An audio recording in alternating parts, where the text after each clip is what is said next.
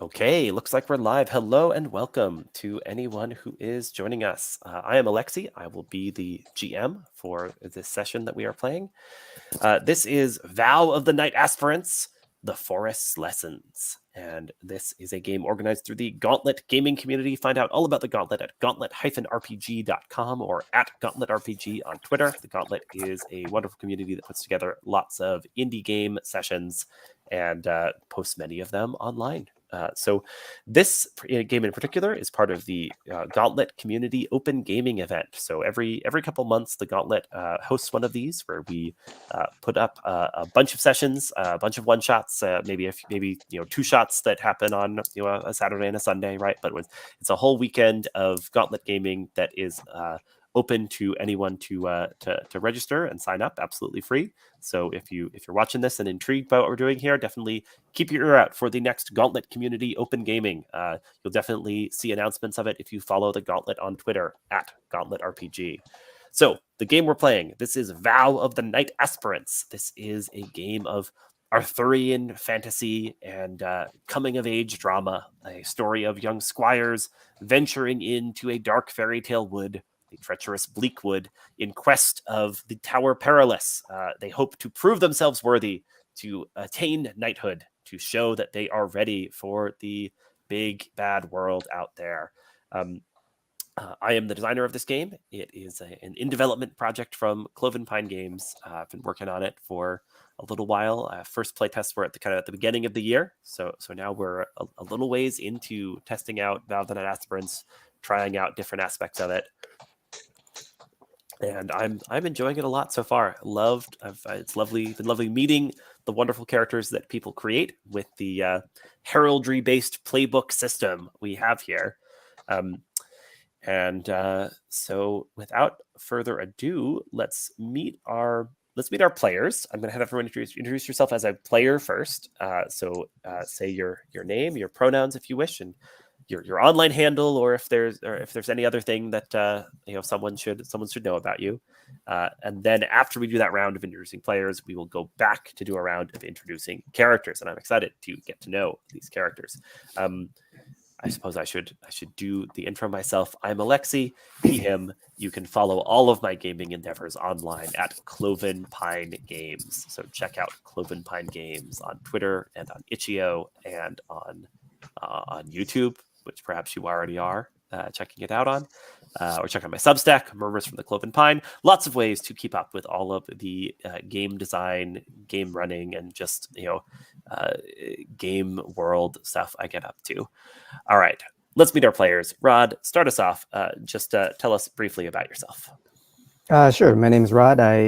He, him, and gosh, yeah, I've been playing with the Gauntlet for a little over a year. I always had fun.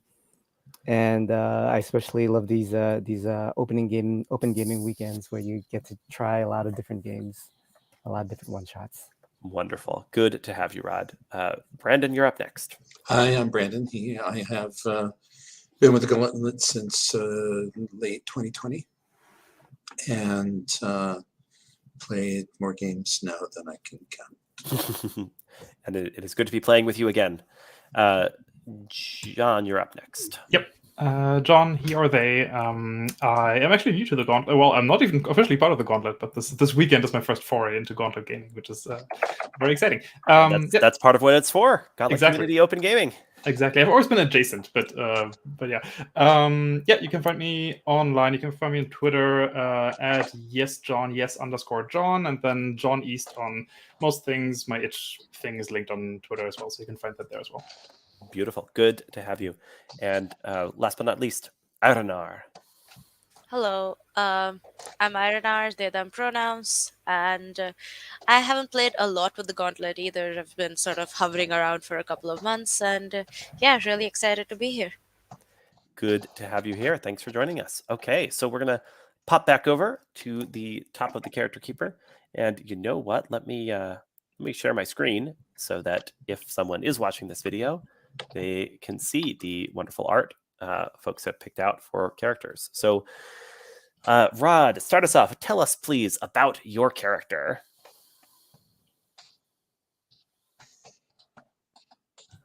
You're muted right now.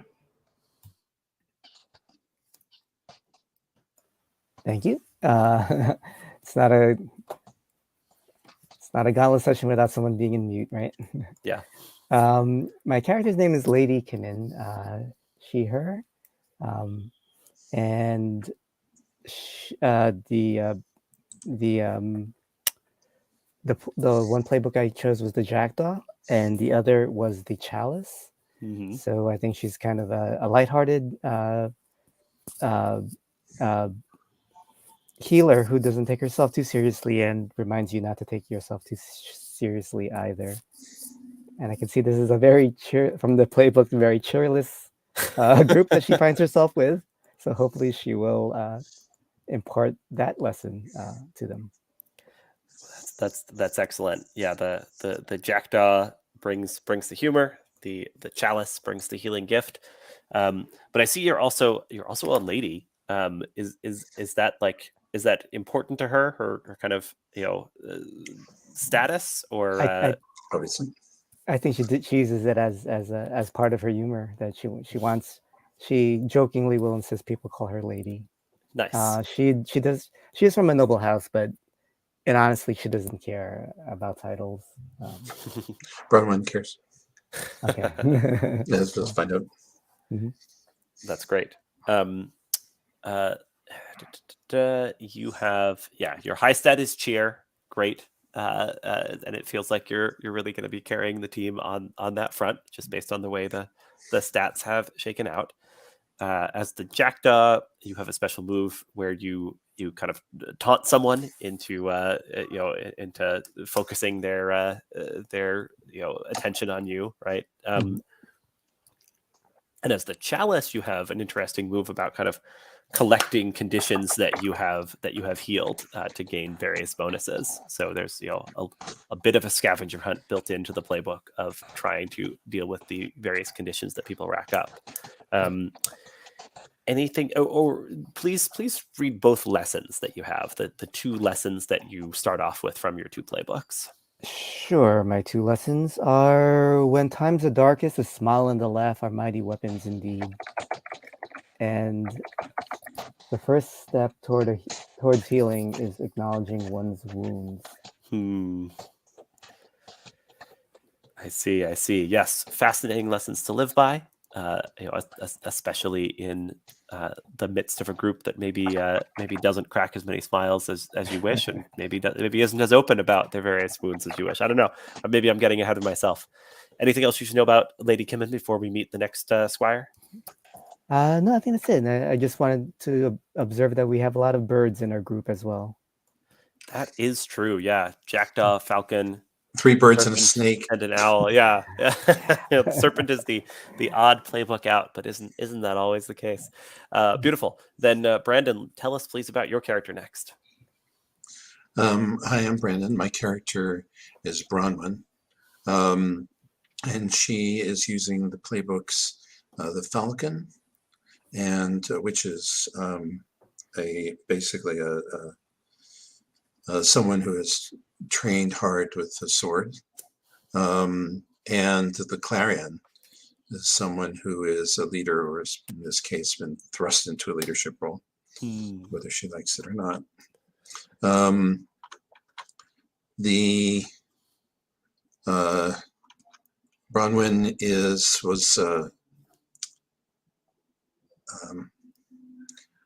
she came from a very simple stock, but became possessed when quite young with the idea of becoming something more than a noodle vendor, as her parents were. And she heard about a swords master that lived in a market town not far from where she lived, and she went and sought her out.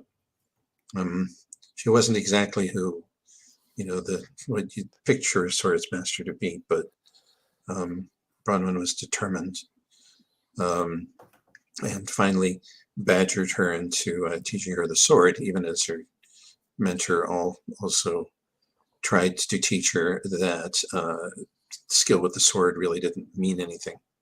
And it was, as skills go, incredibly unimportant, and she would do better to sell noodles for a living. So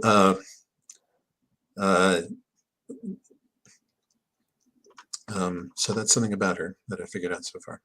So the mentor wanted you to be less kind of single-minded about swordswomanship. Yeah, her mentor was basically, yeah, I'll tell the story about it, but she was basically like, why would anyone want to learn how to fight with a sword? Really, I mean, go learn how to do something useful with your life. Bronwen wouldn't listen. So she insisted on being trained in swordplay. Yes, yeah.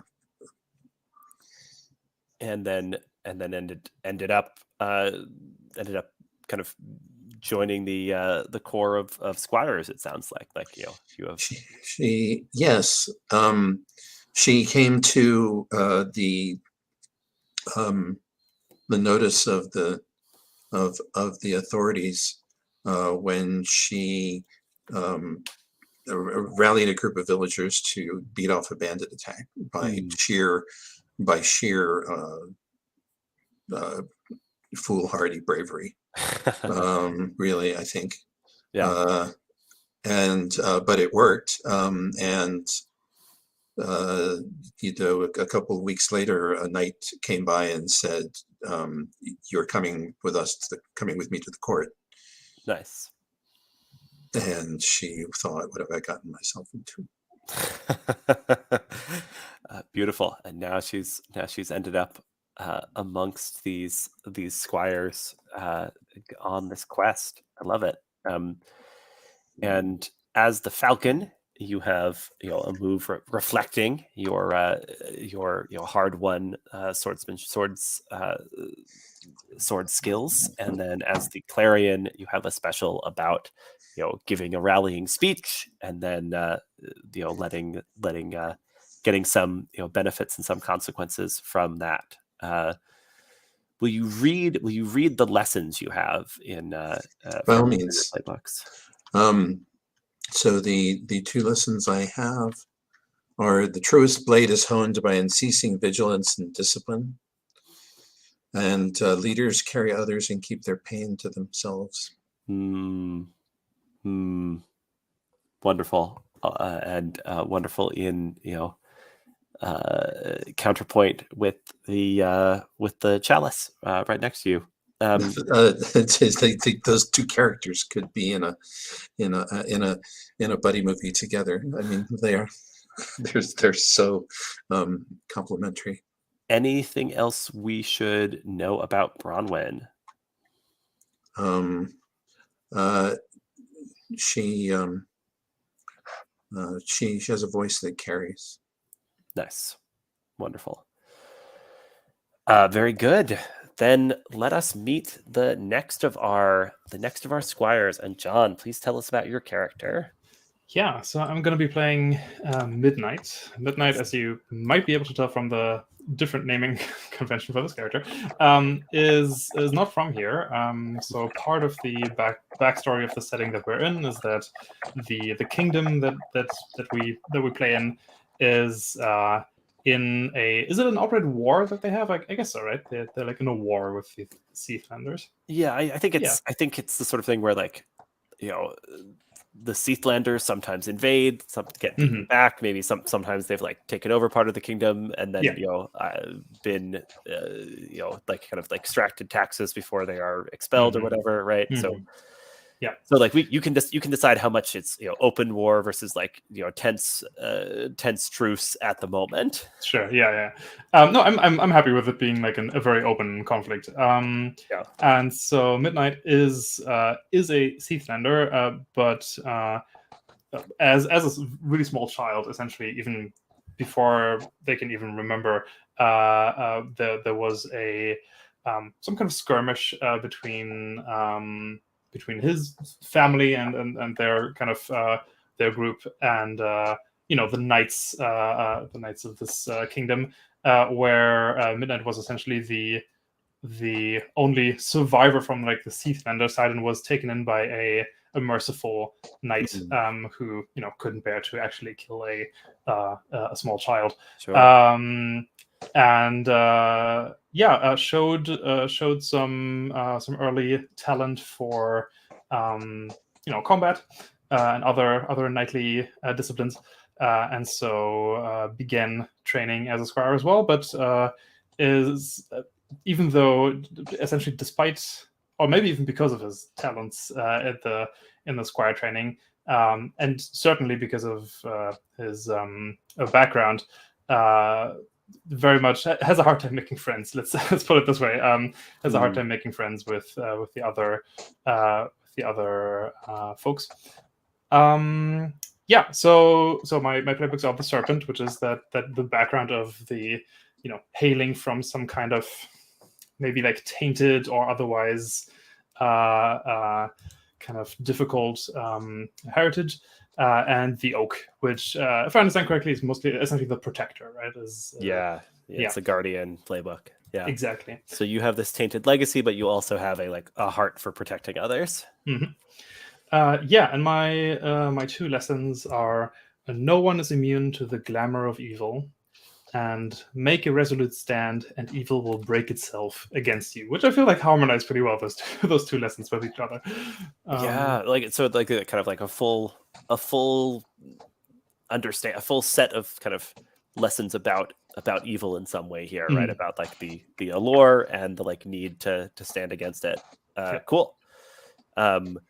Midnight, awesome. Anything else we should know about Midnight? Or I guess I kind of did this thing where I talked about people's moves. So I should say, as the serpent, you have a move that lets you kind of like it gives you like this like sixth sense about like what is like about evil and darkness and kind of what is what is going on in a place, and then you as the oak have an ability to kind of collect a resource and spend it to help people stand strong when they would have to undergo an ordeal, which is one of the basic moves in the game. They gain a new powerful option, or you or a friend can kind of use your resource to stand strong when they are called to do so. And maybe for people who watch, because we talked about this before we started the video. For people who are watching, we decided that the conflict with the Seathlanders is a religious conflict more so than an ethnic conflict. Right. All right. Yeah. Hence you being the scion of heretics as your background here. Beautiful. Then let's go and meet the last of our group of squires. Rhymour, would you like to tell us, please, about your character? Yep. So I'll be playing Rhymour, and my playbooks are the Owl and the Hourglass. So, my character is a little bit of a more sheltered, bookish person who probably, the way I see it, believes more in sort of studying your enemies and finding out before them than sort of rushing into battle or rushing into doing some sort of more physical warfare. High ingenuity, low valor in your stats here. Pretty much, and not a very cheerful person either, just a very serious sort of bookish kind of person. And my lessons are everything secret is worth uncovering, and knowledge, even of misfortune, is a priceless gift. So I want to learn things about other people and other things kind of character. Nice. Does Rhymour let their desire for knowledge get them into trouble? Like, I think so. Yeah, I think like it definitely gets them into trouble, but I think they definitely see it as, oh no, it's definitely worth it, and I am learning something immensely valuable, even if it might not seem valuable to others. So yeah. Okay. Nice. And I see. Yeah, I'm looking at just your picks here from the pick list. Scholarly background, ink-stained fingers, short sword and dagger, thoughtful eyes. Okay. Yeah. So a thinker, carrying weaponry, but kind of more inclined to solve things with books if possible. Yep, pretty much. So as the owl, you have a small like satchel full of books that gives Yep. you a way to try and learn stuff. And as the hourglass, you have prophetic powers. Yeah, I can look into the future a tiny bit. So yeah, a little bit of studying people and studying the future. So yeah. Is this something everyone knows about Rhymour, or do they kind of keep it keep it as a little bit of a secret? Like how do they present their prophetic abilities? Or I think they present it less as sort of mysterious prophetic abilities and more of I studied the potential consequences of a move. Like more of I thought about it in a rational way and less of, something a little more magical or fantastical. do they think of it themselves that way, or like is it something where like their experiences of it as magic, but they don't like let it on that way, or like Yeah, I think their experience of it is like not explained, but at least when they let it out, it's explained as like, oh no, I understood it this way. I see. So you try to play it off as like primarily just another aspect of cleverness and not like supernatural sendings from the future. Yep, basically. Beautiful. I love it. So the last step here to kind of draw some connections between these characters is to ask each of you to tell me which of your fellow squires lives by a lesson that you admire, and which one lives by lessons or ideals that you question. So this can key directly off of the lessons, or be based more on kind of the vibe you get from the descriptions that your fellow players have shared. But I want to have a sense of kind of where there's more where there's more kind of strong relationships, and where there's more tense relationships, but kind of keyed into this question of who lives by a lesson you admire and whose lessons do you question. I think we'll move back across the character keeper and start with Rhymour this time. So Rhymour, tell me which of your fellow squires lives by a lesson you admire.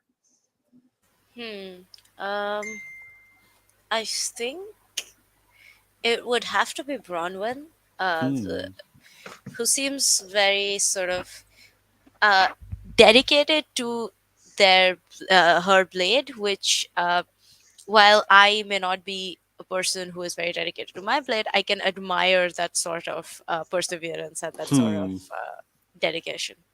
Got it. That's awesome. And who lives by lessons or ideals that you question?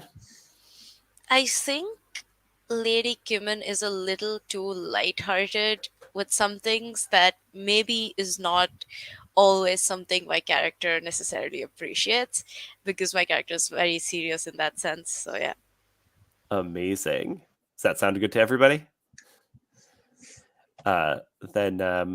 Then next up, kind of moving across the keeper, Midnight. Who lives by ideals you admire? I think I would say I admire Rhymour's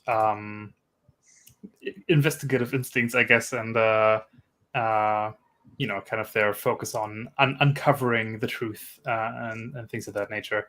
Wonderful. I feel like that really speaks to Midnight's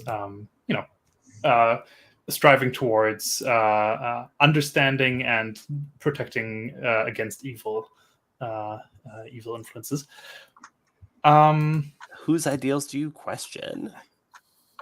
So I don't want to also go Lady Kimmin, because I have a strong feeling that Bronwen will also take Lady Kimmin, so I don't want. No, actually, I won't. Oh, okay. You can pile on each one. Okay, I was gonna say I don't want just Kimmin to just be completely the pariah on this. But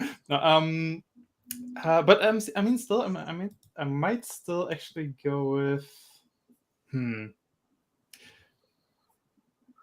I might still actually go with Bronwen as someone who I. On the one hand, I think I do admire her dedication to perfecting kind of her fighting abilities. But on the other hand, I suppose we'll see how it actually plays out between the characters. But I feel like this, especially the second lesson here, leaders carry others and keep their pain to themselves. Feels I feel like if Bronwyn is very closed off to other people, that can kind of read at least to midnight a little bit as, is there something going on that I should know about? Is there like some problem in the making here, some dark clouds hanging over us that we should actually be prepared for? Right, because no one is immune to the glamour of evil. Yeah, exactly. You don't like it if someone is just carrying something dark and not confiding in anyone. Yeah, no, sure, yeah. Mhm. I buy that. Lovely. Bronwen, turning to you, who lives by ideals you admire? Actually, Lady Kimmin. I wish I could listen up like that. I can't, or I don't think I can. Nice. I've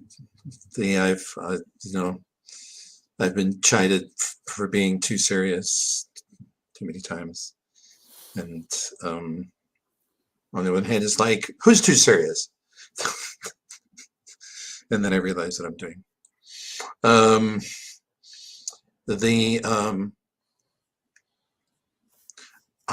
think I would the ones I have trouble with is Rhymour. I don't think everything is worth uncovering, and I think I could get by just fine with knowledge without the knowledge of the misfortunes that I've had. Amazing. So Rhymour admires Bronwen, but Bronwen yes, it's a wonderful asymmetry. Yeah. But what do I know? But what do I know? Yeah. But I like it. Sound good to everybody? Everyone feels feels like this is a legit web of relationships here so far. Yeah, this seems interesting because we have some one-sided, otherwise two-sided things. Beautiful. Well, still need to hear from Rod, right? Still need to hear from Lady Kimmin.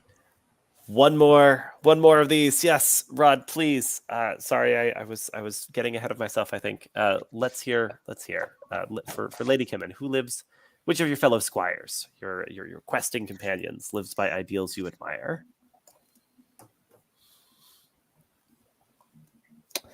I like Midnight's sense of perseverance and that the idea of just being resolute will get you through something. Mm-hmm. The evil will break itself against you. So I think she would admire that sense of that willpower and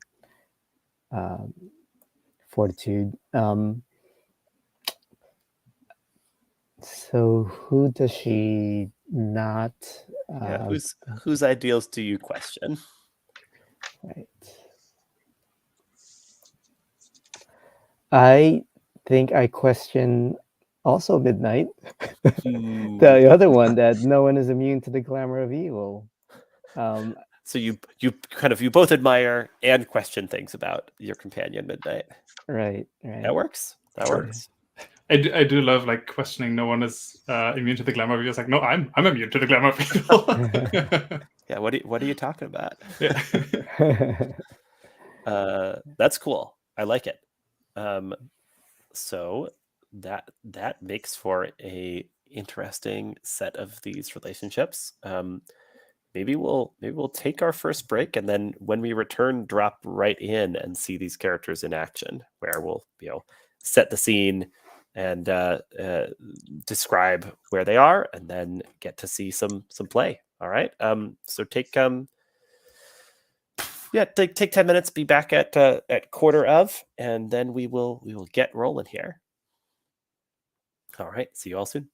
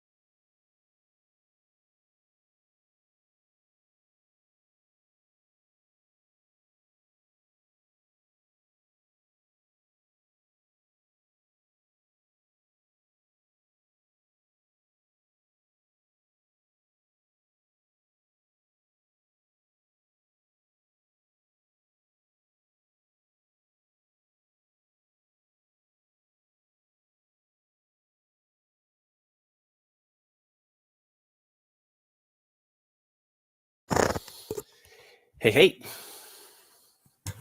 Hello. Hello. Hello. Welcome back, everyone. Thank you for being up for the slight bonus break there. So we are now going to turn to our quartet of squires and to the Bleakwood. So I'm picturing overhead view of the vast extent of the Bleakwood, dotted with small villages and settlements, but largely consisting of, great stretches of ancient growth trees here. And as our story begins, there's just a hint of autumn in the air, and so some of these massive looming trees are just kissed with a touch of reddish orange to their leaves. Under these sweeping boughs, four squires forge a path forward, seeking the mythical, legendary Tower Perilous within the Bleakwood, which and by this quest, hoping to prove themselves worthy. And now, from each of you, I would like a kind of introductory image of your character and a answer to a question about to help us all paint the scene together. So tell us how we see your character moving through the Bleakwood. What is their attitude like as they take on this journey, and then paint the scene. How can you tell that fear pervades this part of the Bleakwood? Ambient fear. Let's start with Lady Kimmin. Lady Kimmin, how do we see you moving through the Bleakwood, and how can you tell that there is this fear pervading the environment?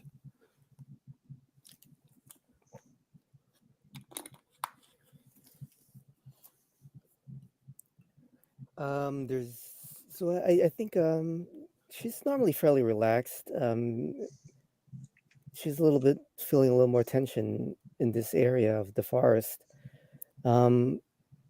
She's playing a bit with her long hair, and she'll, I don't know. I think she'll just try to make inane comments to her fellow squires about maybe just to keep them distracted from whatever's affecting this area of the forest. Yeah, Yeah, absolutely. I love it. Bronwen, how do we see you navigating the forest, and how can you tell that fear pervades this part of the Bleakwood? Bronwen is taking a sort of easy, measured pace, but something that you all would notice is that she always has everybody else in view. She doesn't, even when she's like talking to one of you, she seems to have a little particle of her attention, which is attending to whoever is off to the other side. Mm-hmm. The worst thing in the world would be to lose track of someone in a dangerous place like this. And she's heard the stories about Queen Kimmin's realm, enough to. The way she knows that fear, she's a peasant at origin, and when times were difficult, you went into the woods to forage and to hunt small game, even when you were a child, and there is no small game about. I mean, nothing. Nice. Not, I don't even see any birds, except maybe, I'm not counting that black one, that big raven-looking thing over there. I think that might just be an element, but there's no songbirds and there's no squirrels. Eerily silent stretch of the woods. Then, love that. Then midnight. Same question. How do we see you moving through the woods, and how can you tell that there's a fear pervading this area? Yeah. So I think since Bronwen is staying with the group, I think I might be the one who who takes the lead, not so much as to lead the group, but more so to scout ahead in a way, or at least kind of make a path for us and make sure that we're prepared for what's ahead. Yeah. Which means so I'm still in in view, in eyesight of the party. I'm not way ahead, but yeah, I will move through the forest with my spear, and if I may also have a shield, I will have my shield ready. Sure. As well. Which, by the way, that also means I guess it's a short spear that I carry. Move very cautiously ahead. And I think in terms of how do I know that fear kind of pervades this forest, I think that literally kind of speaks to my innate sense for these kind of energies, right? So I would. I probably I don't even have like a specific midnight doesn't even have a specific explanation of how that works. It's literally just kind of a sixth sense of there's an evil omen hanging over this forest. That's wonderful. Yeah, so that's this. You've had this sense before, and it's always proven reliable. Very good. Then lastly, Rhymour. How do we see you moving through the forest, and how can you tell that this fear is pervading the area? I think I am moving like a little slower behind the others because I am actively trying to look at all the things around me, just sort of figure out what's causing this. And I think I know that something is going on because I do have prophetic powers, so I have a slight sense of uh, just this sort of sense of fear that's in the air. And yeah, and I want to figure out what's causing it, so I am going to look carefully around me as I sort of walk through, so a little trailing behind the others. Beautiful. I mean, perhaps that's perhaps that could go directly into a move here. Is this an attempt to search for truth about the Bleakwood here? Yeah, I think so. Let's uh let's do it. And it feels like you're also perhaps triggering one of your heart triggers here. yeah, I think so. I am. Yep, pause to closely study something new. Yeah. What catches your eye? What in particular do you pause to study? You can invent element of the environment that catches your attention. I think I'm going to say like a set of glimmering eyes sort of off the path, like Nice. potentially an animal or something like that, but something of that nature. Well, we'll find out.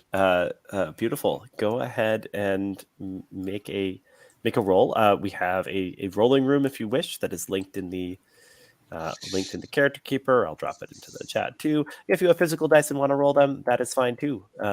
What you're going to do is make a roll plus your ingenuity here. Which is a 2. I'm using physical dice, All and right. that is 7.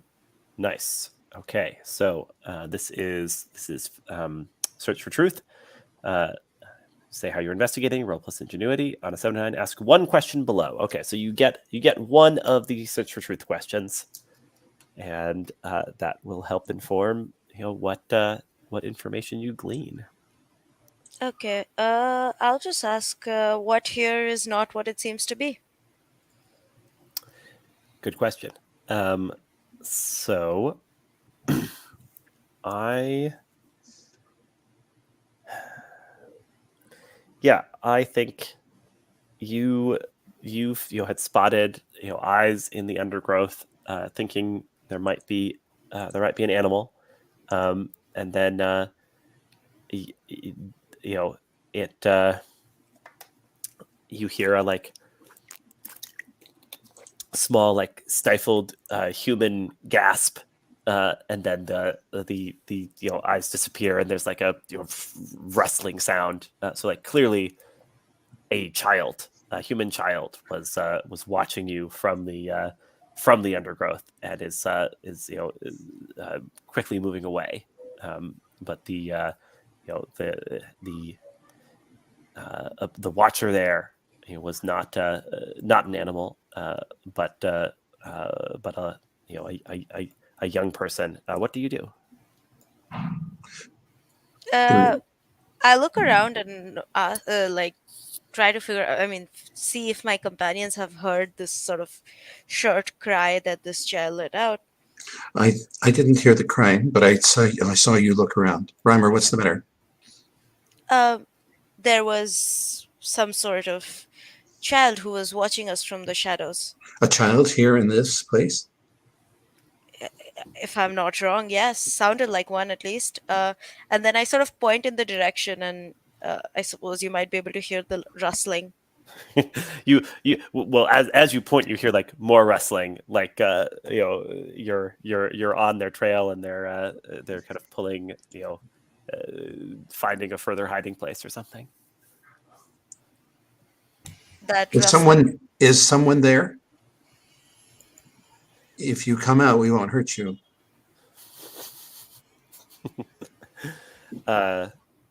So very, very slowly, this kind of dirty blonde head emerges from the undergrowth. It's a young girl who looks to be 10 or 11, but scrawny for her age. She says, are you knights? Knights never come around here. Not yet.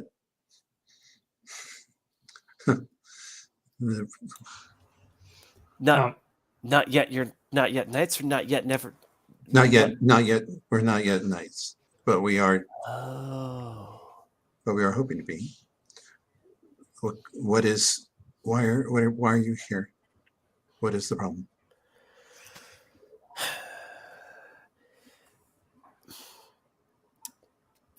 Things I are. I actually get down on one knee, so that I don't tower over her. Yeah. Cutting out the height disparity a little. Things are scary back in the village. I'm worried about Sir Twigs. I think everyone's angry at him, but it's not his fault. Everyone in the village is angry at him. She nods. What did he do that makes some people angry? You're searching for truth again here, right? You're I guess, although I suppose I'm not good at that, but I'm trying. Sure, why not?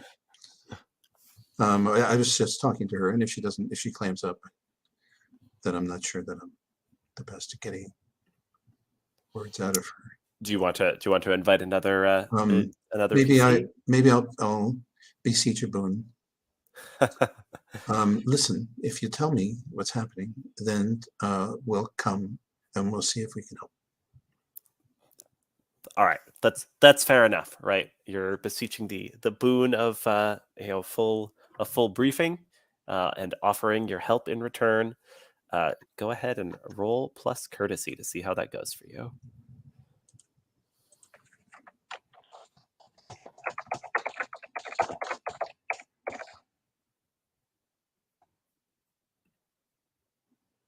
Seven. Nice. On a 7 to 9, they can demand something costlier than what you offered, promise it, and the boon is yours. Yeah, beautiful. The girl says, Well,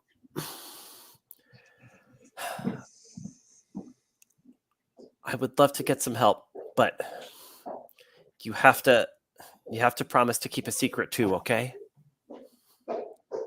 I look around at everyone. I think at this point I will also kind of come jogging back to the to the group, and even before seeing the child, just like kind of in a low voice, be like, "Why are we stopping? We shouldn't be stopping here." We will keep any honorable secret. Will that do? she weighs this. Okay, but you have to. You can't tell anybody.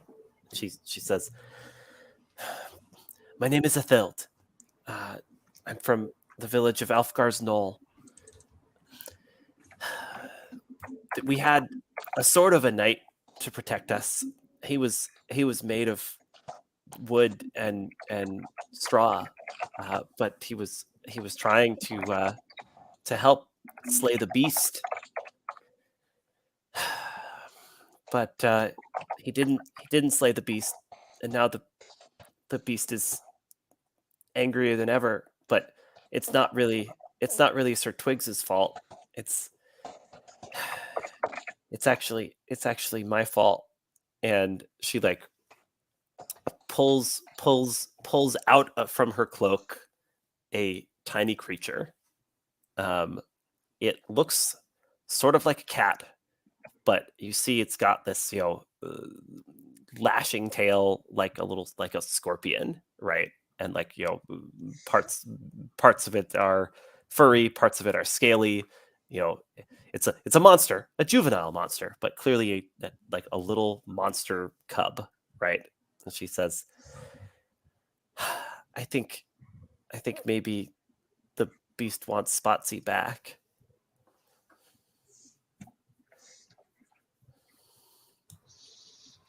I will also kind of come down to the level of the child, and say, and I should also mention, I'll say Midnight does talk in an accent. Like, I think you can hear that Midnight isn't from here. And I'll say, would you allow me to inspect this for a moment and kind of gesture towards that little figurine? It's actually a creature, isn't it? Oh, is Yeah. it? Oh, is it? Oh, sorry. Well, in that case, yeah. She's in that case, holding I definitely want to inspect a it. living creature, a monster cub, right? She like looks at to Bronwen, whom she has made this deal with, and if Bronwen nods, she'll hand Midnight the cub. Yeah. All right, be careful. I will just like throw a quick glance towards Bronwen on the be careful part, and kind of a look that suggests when am I ever not careful, and then I will essentially. So if this is actually like a living creature, I'd like to figure out, and maybe I'll actually even kind of, without any words, but kind of include Rhymour a little bit in this as well, knowing that Rhymour is very studied. But I'd like to figure out if I know this kind of creature, and especially if I can sense any type of evil, energy from this. Oh, sure. I was going to ask to just pour over my tomes, like immediately take out my book and start looking through them for any such creature. Yeah, beautiful. You want to like tackle this this from both angles, where maybe Midnight's looking at the creature and you're flipping through your books. Let's maybe we can split it as Rhymour is actually figuring out what this creature is, and I'm more figuring out if it's any danger to us, or if it's evil, essentially. Yeah. No. I'm going to be looking over Rymour's shoulder at her book. Not helping, just being nosy. I'm going to be looking out for trouble. I would hate to. Sure. All right. Midnight.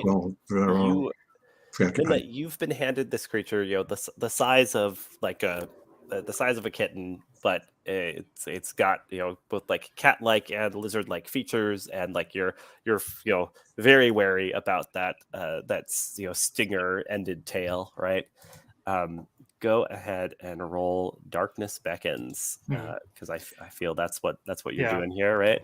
It's a move that is technically more for like to investigate places, but I think we can kind of make it work for the creature as well. Yeah. So I'm just rolling my physical dice here. Oof, I rolled a 5, but it's I think plus perseverance. Plus perseverance. Yeah, so I'm at a 7 then. Nice. That's beautiful, right? Because it says on a 7 to 9, ask your questions, but you also draw unwanted attention. Yeah. so you've I got also that. rolled a 7, so Beautiful. Let's. Interesting. We're gonna work through this. So Midnight, you have 2 questions. Yeah. And then Rhymour, you I believe get a right. Yeah, you find a story or insight, and I give you a lesson. So we're gonna walk through this step by step. Midnight, what are your questions? Yeah, so adapting this a little bit to the fact that we're dealing with a living creature here. My first question would be: what evil, if any, or suffering has this creature witnessed, or maybe even brought about? For goodness sake, Midnight, hold on to the tail with one hand. I see that thing flicking all over the place. Yeah, I think maybe I'll like hold it and just like every so often just kind of move my face away from that. And that's a heart move. So. Nice. Yes, are you critiquing someone's? Yes, it's like he's not even holding on to the tail, and that's the only deadly part of that thing. Yeah. Don't assume because it's the size of your palm it can't poison you. There's so like you're like kind of like gingerly holding up this creature, right, and you see the like drop of blood kind of staining its fur, and we'll say from your sixth sense you get this idea that the den this creature came from was a place of suffering. It's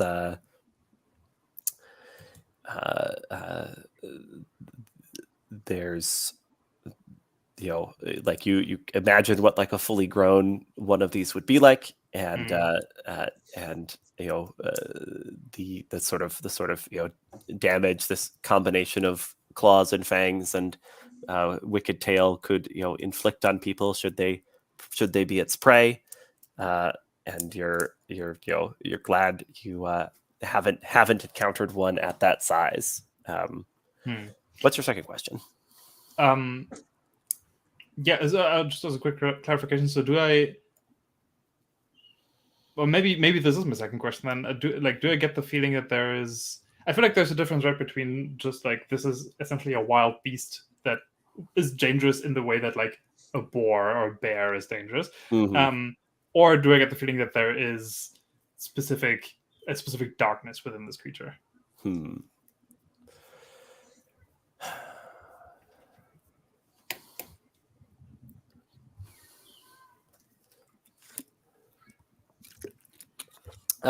So the answer's a mix of both. It's a wild creature, but it doesn't seem like a creature that emerged from nature simply. There's some dark design behind this creature. Right. Okay, interesting. So maybe the creature itself is more of a, I suppose, victim of the darkness than the source of the darkness. Yeah. Shall we say that's sort of what will the darkness do next if unopposed? I suppose so, right? Yeah. Like you're like the like worry that your sixth sense gives you is like, will more things be twisted into kind of more and more monstrous forms? Cool. And meanwhile, Rhymour, you've been pouring through your books. Do you have like a specific like bestiary you consult for this can Yeah, we ID this probably. monster? Yeah, I think so. Like, there's a list of beasts and monsters and such. I love it. Yeah, so you find a story about a knight of old who a knight of old who freed a town from attacks by a strange creature, not exactly like this one. In the story, it's a creature with like a great spiked turtle shell and 3 heads that breathed fire, right? But a creature twisted together from dark magic, and the lesson of the story. Ooh, I get to write you a lesson here, and through the insight has to do with where such things come from. Your lesson is beware the progeny of fear and anger, because the story tells you that the dark magic that created these monsters was woven together from fear and anger that the magician was able to collect. Does that work for you? Yeah. So I think I'm going to point this out to Midnight and say, I think, like, just sort of point a little bit to the part of the story that's relevant and say, maybe we should be careful how we behave around this thing. Yeah, I will. I will turn towards the child, and I will, since I believe Midnight wasn't around when the child introduced herself, so I will just be like, child. Ethel. Yeah, but I think I specifically, I think Midnight doesn't know that, or maybe doesn't care. I'm correcting you. Yeah. Oh, okay, cool. Yeah. Yeah, and once again, kind of side glance towards towards Bronwen, and then I will be. I will say, you are keeping dangerous company with this creature. You should not. You should not be careless around these types of these beings, these creatures. Why did you? And to underline that, as you're holding it, the creature kind of like hisses and then like spits, and this like strong smelling spit kind of lands on Midnight's face and clothing. It doesn't burn or anything. It's seems like less like a direct attack and more just like an insult. Right. But like you have your move specified you drew dangerous attention, so just yeah Midnight, just throwing that out there. Give her the beastie back. It'll bite you. I feel it would be. You see how aggressive this creature is. I feel it would be very unwise to leave it in the hands of a small child. She's been carrying it for a little while. That's right. We didn't. It's my friend. And we didn't say they were going to take it away from her. You better not.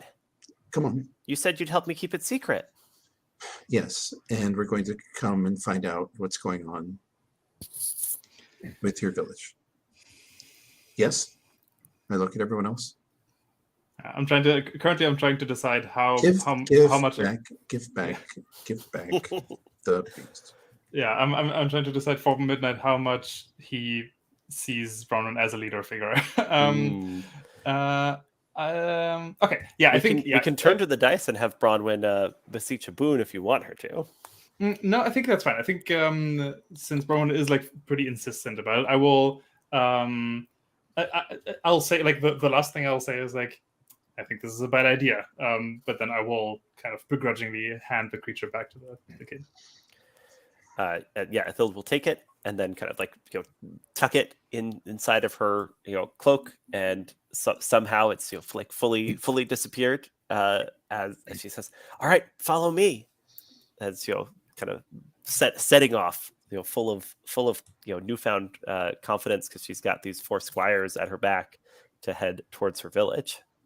I'm gonna ask her why did you call the knight Sir Twig? Was the knight skinny and I'll point to Rhymour like them? Rhymour is not like I try not Rhymour's to not laugh. even looking. I try Like not I'm to. read in the book. I'm so sorry. I try not to laugh. Rhymour, still you've like got your nose buried in the book. Yeah. You're still Like like I will crash into something if there were not 3 people in front of me. Yeah, beautiful. Ethel kind of like laughs a little bit. It says, "No, silly. He's called Sir Twigs because he's made out of twigs. Wood and straw," he said. Yes. He's not like other people, but he really is trying his best, and I don't think they should be so angry at him." Does he move, or does he hold still? What of course he moves. He wouldn't be much of a knight if he didn't move. Well, does he have like roots? I think we'll find out. She laughs at these questions, like you guys are just kind of being really thick about this. She feels she's explained this sufficiently, but Lady Kimmin, you can take heart for cracking a joke in the face of fear attention. Thanks. And if anyone else feels they hit a trigger, I'm willing to entertain it also. I've never heard of such a thing, but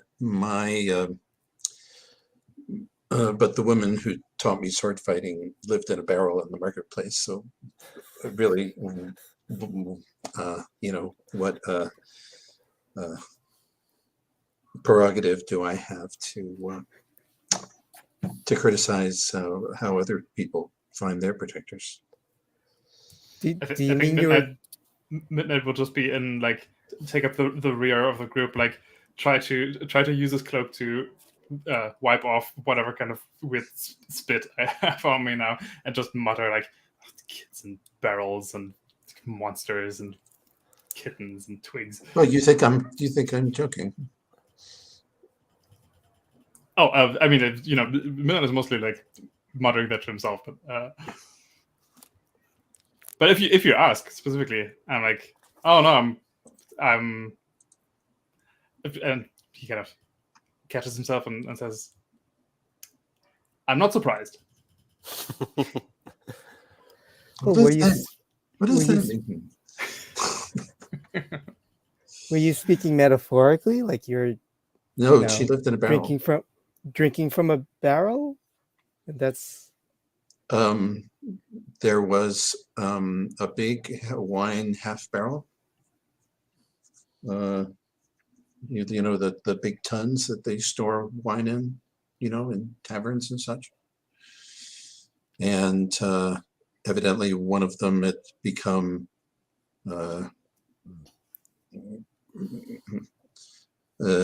desiccated enough that it wasn't good for wine anymore. And so they threw it away, and she decided that was a perfectly acceptable place to sleep.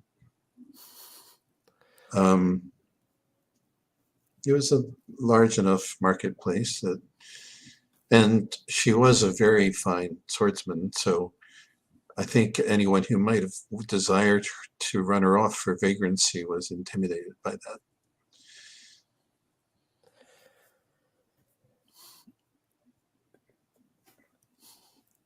While everyone is digesting this story, I think at this point, Rhymour, having heard like 5 words of this conversation, is going to like give some arbitrary truth about how wine ages better in a barrel, and therefore you had the chance to drink the finest wine, something half sensible but not really, and then just like continues to go back to like whatever they were doing before that. Well, I think I don't know how well she aged in the barrel out there in the all winds and weathers with only a barrel for shelter, but she was a very unusual person. But then she wasn't the knight, so I suppose I could be forgiven. So Midnight is working on trying to like wipe away this the creature's God, you still spit, right? You And still stink, Midnight. yeah, Lady Kimmin, I think you're the one who sees the undergrowth move ominously near Midnight while he's working on this. He's a little focused on the task at hand, so he doesn't hear the crunch of the leaves as if something large is moving near him. Yeah. What do you do? Midnight. There's either that's a large child or something more dangerous is coming out, and I'll point to with my quarterstaff to the direction. Nice. My sword flicks out into my hands. Yeah, I think I will. You almost don't see the movement. It's an odd blade. It's one of those odd blades that has a second hand. That has a hand grip above the hilt. Mm-hmm. If you've ever seen, some two-handed swords, it's got two hilts with a hand grip in between it, Nice. in addition to the long handle. And Bronwen just reaches up to the grip between the hilts and flicks it out like it was a one-handed sword. Midnight? Yeah. What do you do? I think this is maybe even like almost like a reflex when somebody is like says something along the lines of Midnight, be careful. I immediately mid wipe try to kind of ready my spear, ready my shield, but I think it probably like throws me off balance a little bit. Like I kind of like I ready my weapons, but I'm kind of off balance, just trying to see it, kind of one eye closed because I was just about to like wipe some kind of weird stuff out of my eye. Yeah. This sounds like you're describing the basic move, trust your reflexes. So let's Yeah, sure. let's have you trust your reflexes and see how it goes for you. So when you trust your reflexes to avert an imminent danger, roll plus valor. Okay, valor is +1. Yep. Roll a 6 or 7 again. And I guess do any of your lessons help you out here? Like, should we be applying an advantage to this? I mean, I'm specifically not making a resolute stand right now. Not quite. Yeah. Fair enough. Okay. Yeah. So, what did you roll again? 7. That's 7. Yeah. Okay, nice. Cool. When you trust your reflex to avert an imminent danger, roll plus valor. On a 7 and 9, you scrape by, but you undergo an ordeal in the process. So that points us to another move. Undergo an ordeal is a basic move that doesn't involve a roll. It just asks you to make a choice. So you choose one, grit your teeth and press on. You hold your ground but mark a condition. Or stumble, hesitate, or flinch, giving the opposition an opportunity. Mark a notch. So 2 interesting fictional outcomes with mechanical things attached. What do you choose? Yeah, I would say the way that I described it just now would fit the second option. So stumble, hesitate, or flinch. Nice. Yeah. So you get to mark a notch. But you give the opposition an opportunity. Yeah. What does that look like? I think a great paw emerges from the undergrowth, right, and kind of like bats at you. And you were like, trusting your reflexes, you're getting all set. You kind of roll with the blow, right? You're not like thrown down and to injure yourself or anything, but it just kind of like has easily like pushed you out of the way, Mm. right? And then and now with a growl, an enormous shape, rockets from between the trees, headed towards our young friend Athild. So, Lady Kimmin, you were talking to Athild, joking with her. You're right next to her as this beast is suddenly making its appearance. It's all happening very fast, much faster than I am describing it. But suddenly this huge kind of I would like to panther-sized creature is present and growling. Lady Kimmin's right there, but I'm up to hear thoughts from anyone who's got well, an my action. temperate move is called Bolt from the Blue. So charging in. And Yeah. I don't think anybody can say I haven't been paying attention. All right. Cool. Are we cool to see that first here? Yeah, I'm gonna be taking care of the child. So if you want to go ahead and do your bolt, that's fine. Nice. All right. When you exploit an opening to fiercely assail a foe, roll plus valor. Okay. I don't know under what conditions I would do my first lesson. You would have to demonstrate how you are being honed by unceasing vigilance and discipline, I suppose.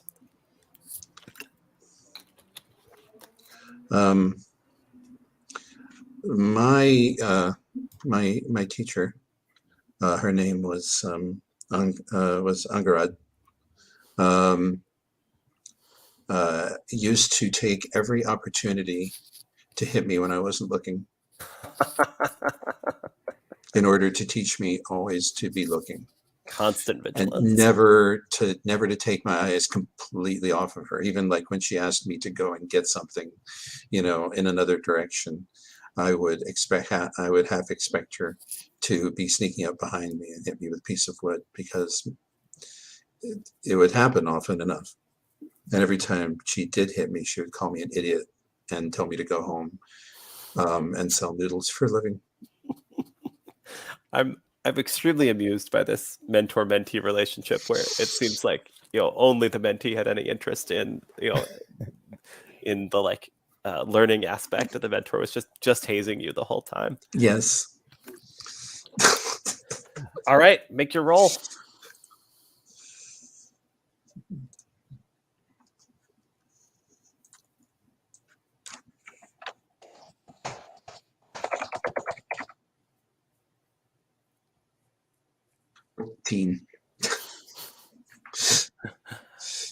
Wow. Okay. On a 10 plus, your prowess overwhelms them. They're disarmed or otherwise left at your mercy. So this monstrous creature, right? Who I've just dropped into the NPCs tab, but I will put a link in our chat too if you want a sense of what we're picturing here. Is not going to be a match for Bronwen here. What does that look like? How do you overwhelm the monster as you are suddenly engaged in combat here? Well, it was going towards Athild. Indeed. And I spot as it's starting to make its move, and before it can jump, my shoulder crashes right into his and knocks it sideways. And I step on that long tail and I flick my sword right to its neck.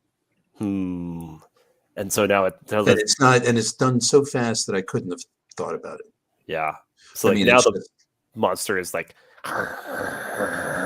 growling at you, but seems to understand enough that it knows you have it at your mercy because of that sword. Yeah, absolutely. Athild has screamed and fallen over. Lady Kimmin, you're right. You're the one who's next to her.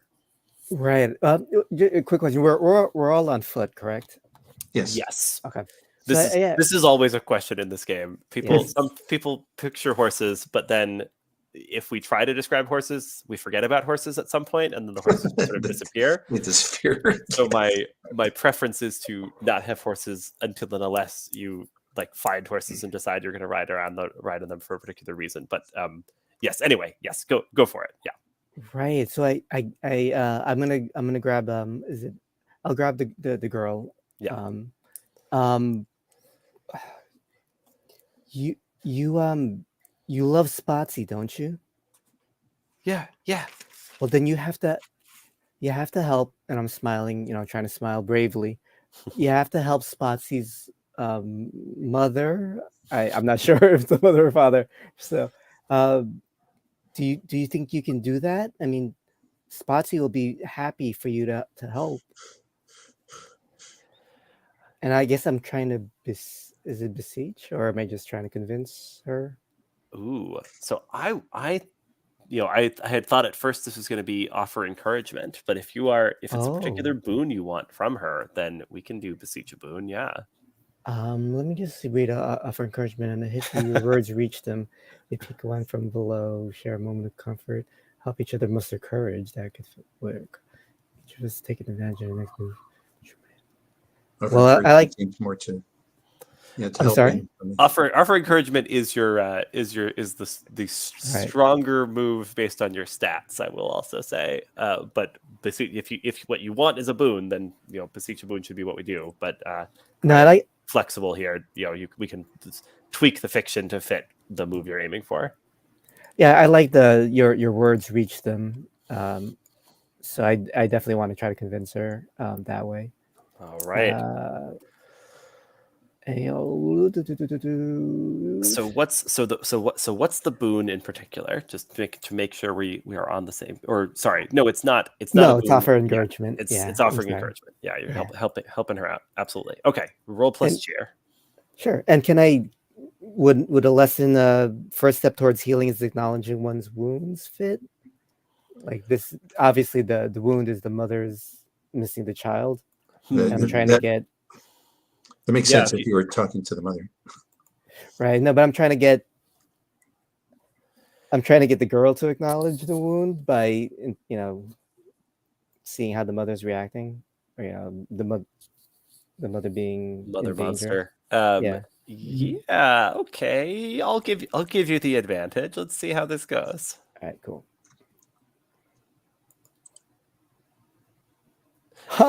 Hey. 7. Well, even with all that, it's a 6. It's actually a 6 because you're taking. I'm sorry, but I'm spending a heart. wait. Oh, why is it a 6 though? Because you take the better 2 dice. So your advantage doesn't mean you add up all the dice. You just you take the 2 that are. Oh, you're right. That are highest. Gotcha. I'm going to spend a heart. I'll take it. to say, Lady Kimmin, please. I can't hold this very long. I need you. So you're lending your aid by asking for. I lend an aid by saying how important it is. By basically saying I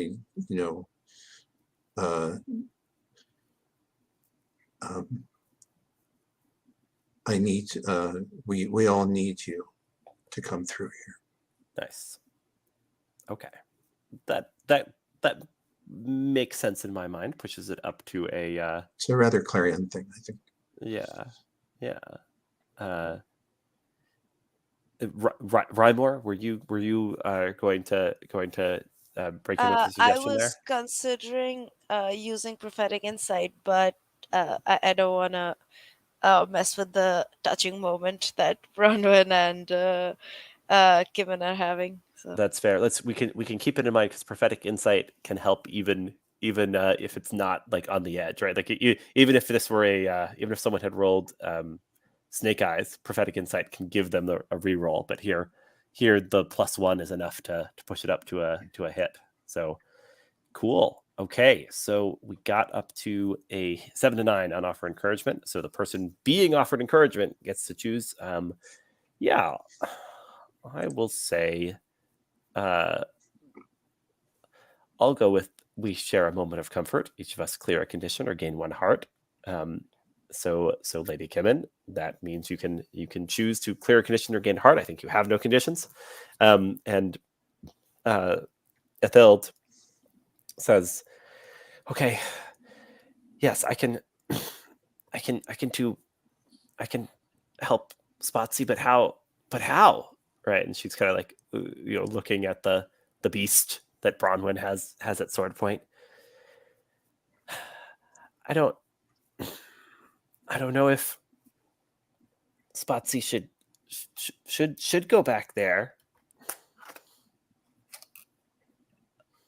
Oh, Spotsy's mother was very concerned. Can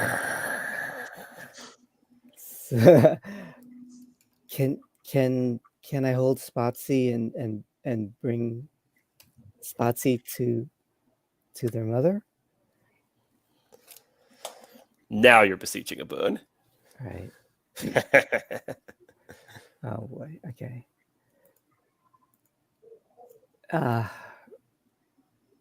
Beseeching a boon. Oh, courtesy. Definitely not my strong suit.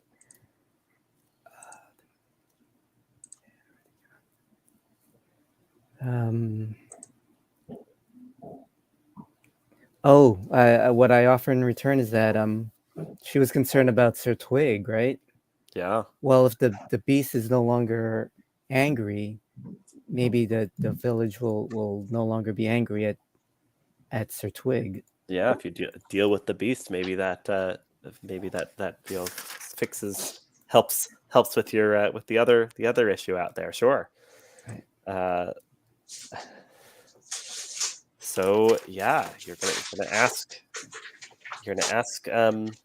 Ethild to entrust you with her little monster pet. Go ahead and roll beseech a boon. All right, let's see. Ha! Oh no, I'm sorry. That's that I added -3, so it's an 8. But it's still an 8. Yeah. Wait, what? I accidentally added the modifier from the last roll. Got it. So it's an 8. I'll take an 8. Hit is a hit. An 8 is a hit. Okay. Right, and it says on a 7 to 9 they can demand something costlier than what you offered, promise it, and the boon is yours. Okay, but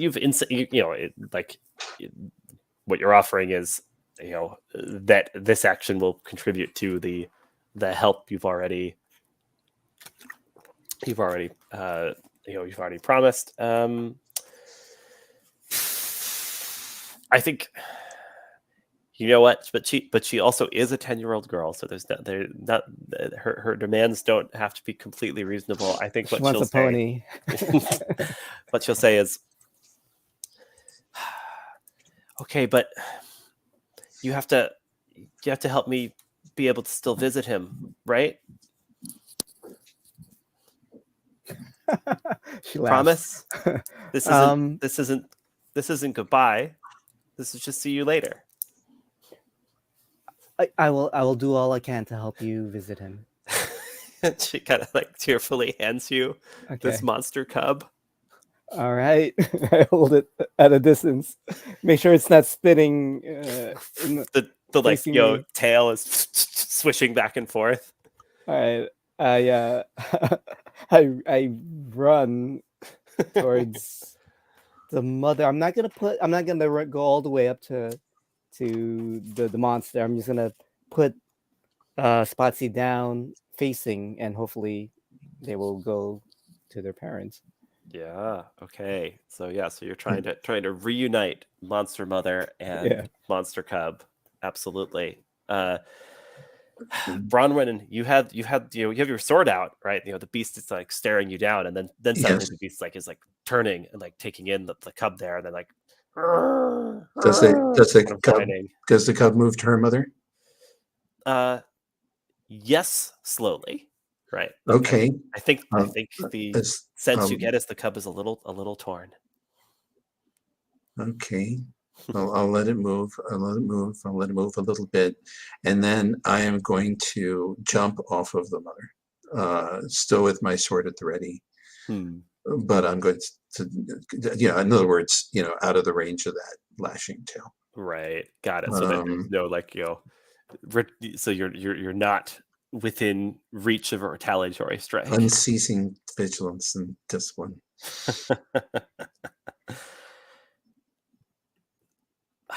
Do I want one more roll here, or shall we let this happen? I think you do it. I think you pulled off this plan here, right? So as you're out of reach of danger, the cub monster and the mother monster kind of reach each other.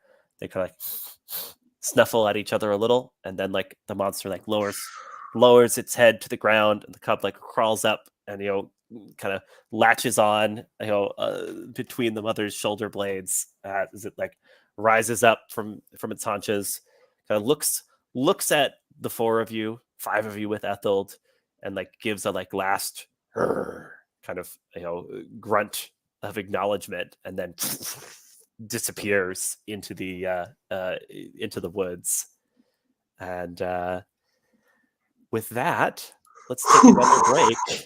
as That's Bronwen finally lets her breath out. That she's been holding for the past 30 seconds. Finally exhales.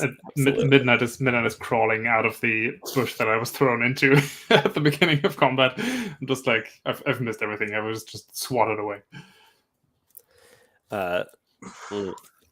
We will get to see this regrouping, but first let's take another little break. Be back, if you would, at 5 of the hour. So we'll take like 8 minutes here.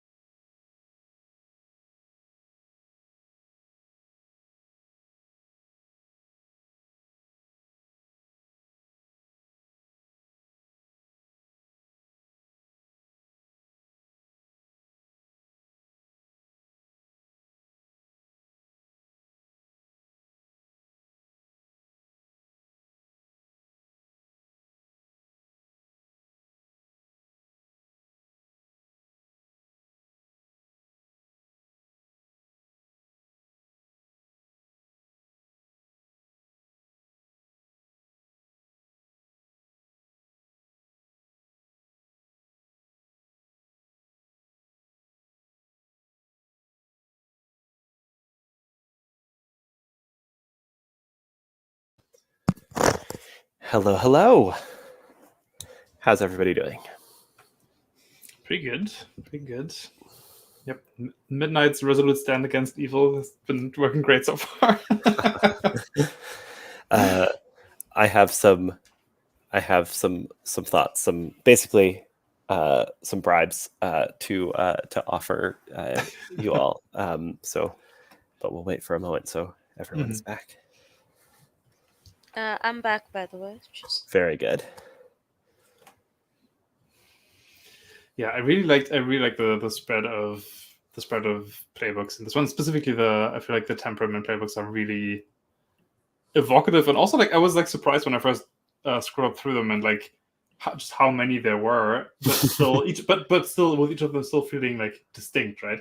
After 4 or 5, I was like, oh, okay, well, we got the main archetypes kind of in here, but then we still had new interesting variations coming in there.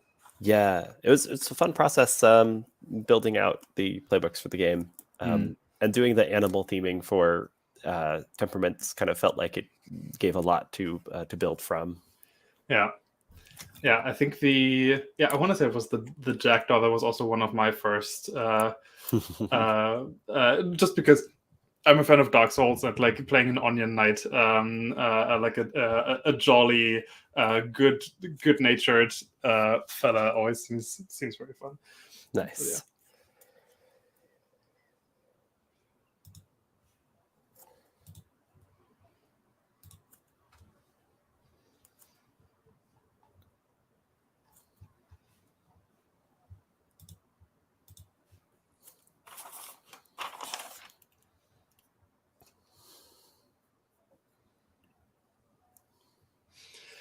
Yeah, one thing I'm noticing with the heart triggers for the serpent is essentially 2 out of the 3 really needs either your other players or your NPCs to reference the fact that you're different, right? Yeah. We'll do. I'll do some of that. Absolutely. Which, yeah, I mean, this isn't even that wasn't even what I'm trying to say. Just in general, I feel like that's gonna be an interesting.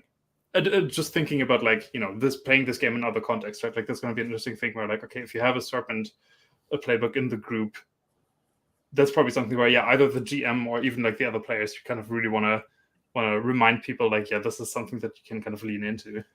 Yeah. Well, I feel like kind of next level play for folks who start learning their whole way around the system is paying close attention to what their fellow PCs have as triggers and playing towards them a little bit. Yeah.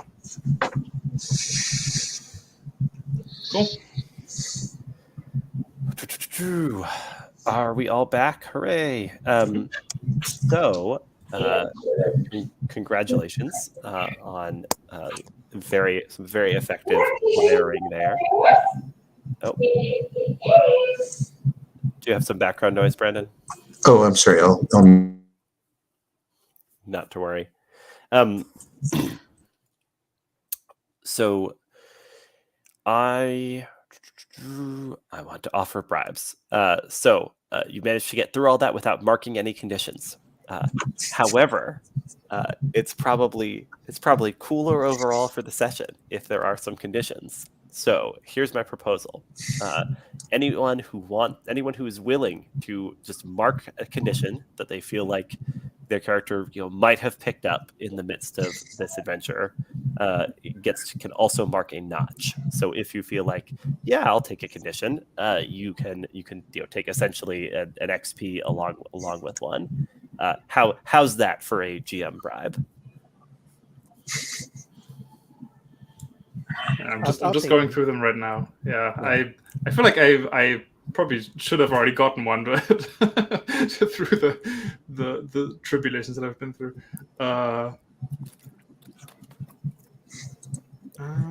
And you'll see if you hover over the conditions, you'll see they give you a minus to the stat. They give you a new heart trigger, right, where you kind of lean on some of the negative behaviors associated with your condition. You can gain heart from it, and a way to clear it. Mm-hmm. and as we saw, there are other ways to clear it because offer encouragement has the possibility of clearing conditions. I think, you know what? Yeah, I think I'll mark wrathful specifically. I would say midnight feels. I said right when we kind of inspected the creature, I said like this is a bad idea. We shouldn't give this little creature back to the child. And then I was attacked for it. Yeah. So I feel like I'm angry now that like we even got into this mess in the first place. Nice. Nice. Anybody else want to go for it? Taking Sure. I will mark downcast. I think Bronwen's a kind of a melancholic person, so she tends to slide into that, especially after a burst of adrenaline. Yeah. Absolutely. Coming down from the high. Absolutely. I think I'm going to mark fearful because I don't think Rhymour is the bravest of people when it comes to being faced with straight up monsters, basically. So I think I'm gonna just mark fearful. Go for it. And Lady Kimmin, anything or you've come through unscathed. She's too cheerful. I think maybe befuddled because I don't know how to fulfill my promise to this girl without putting her in danger or potentially putting her in danger. That is tricky. Yeah. Okay. Great. So everyone gets to mark a notch. So you guys have gained some experience while also accepting this GM imposition of hey, what if there were some conditions? I do love that all four of us came out of the situation with a different condition. Beautiful, right? All these different conditions. So yeah, so there's like definitely like a few like real like moments just of like catching your breath after all that, and then Athild says, "Oh well, I hope Spotsy is okay with his mother, but I guess we should make haste back to Alfgar's Knoll, make sure everything's okay with Sir Twigs." Yes, I'm dying to see Sir Twigs. Sir Twigs.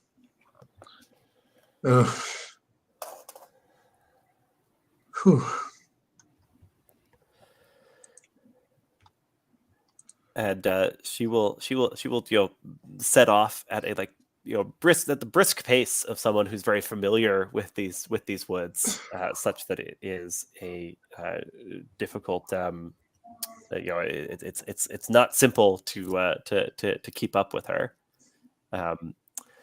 but there's definitely a moment for any like. Basically, if you're willing to talk as you walk, the squires can converse amongst themselves before they reach the village, or we can simply cut forward to there.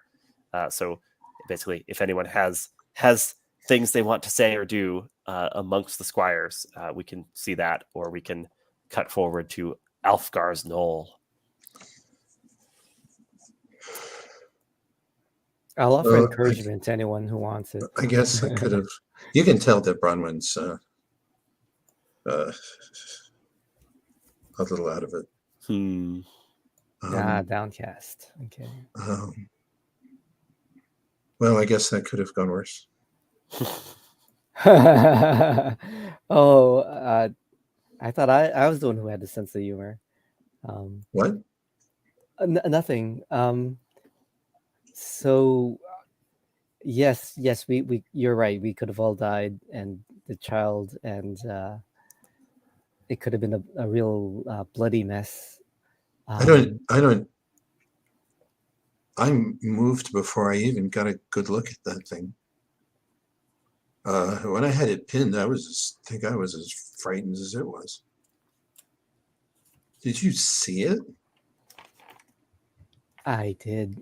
I was there. I mean, I just saw that. I just saw, that thing explode out of the bush and hit it as hard as I could. I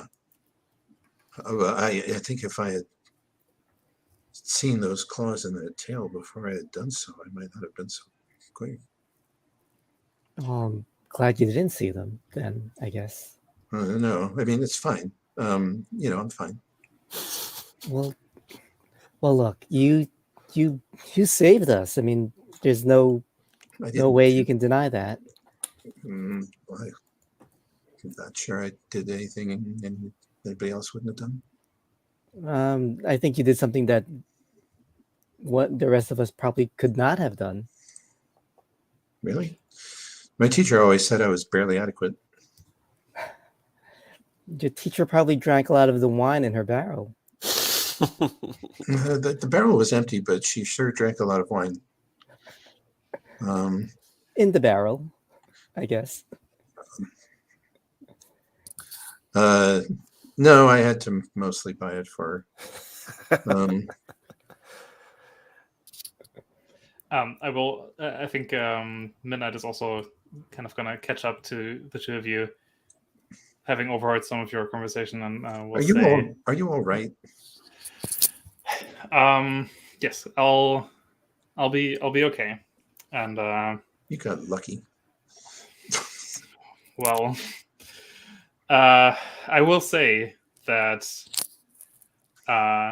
putting aside the fact that we could have avoided the situation to begin with, but I think your, even if you want to consider them inadequate, but your reflexes with your blade were what kind of avoided any more bloodshed than what we had. This I agree with Lady Kimmin. This could have gone a lot worse if not for your instincts to stand against this attack.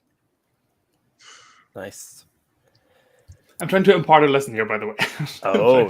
Trying to make it clear to you that if you just make a resolute stand, evil will break itself against you. Oh man. Okay. Cool. So you're trying to impart your lesson to Bronwen. Yeah. How much heart do you want to put into that? Well, I mean, I think I only have one. Let me just double check. Yeah, I only have one heart. You want to put your heart into it? Is there any downside to not having any heart? So here, well, let's look at impart a lesson. When you attempt to impart a lesson to a PC or NPC, choose how much heart you want to put into it.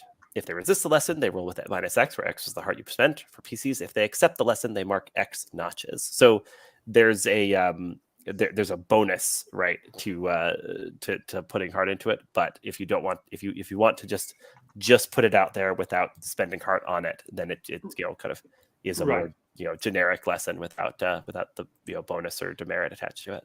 Right, and if I put my one heart into it, do I have any disadvantage of essentially being at 0 heart for the rest of the scene? No, I mean you kind of probably aim to rebuild your heart so you have it as a resource, but there's no like penalty for not having heart on you. Sure. I'll put my yeah, sure. I'll put my one heart into it. Nice. So, Bronwen, are you going to accept that lesson or resist that lesson? The lesson is it's the same as your oak lesson. Make a resolute stand, and evil will break itself against you. I think I want to believe that, so I'll accept it. Nice. I believe you mark a total of two notches for it, since there is a notch you get for accepting a lesson, and then there's a notch you get from the heart that your fellow squire spent on this lesson. So what does it look like as like Bronwen? Like how can we, the audience, tell that Bronwen is taking these words to heart here?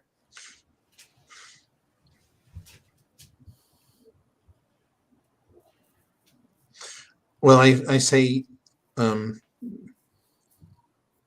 think you. I say to Midnight. I think you have a lot of faith in people's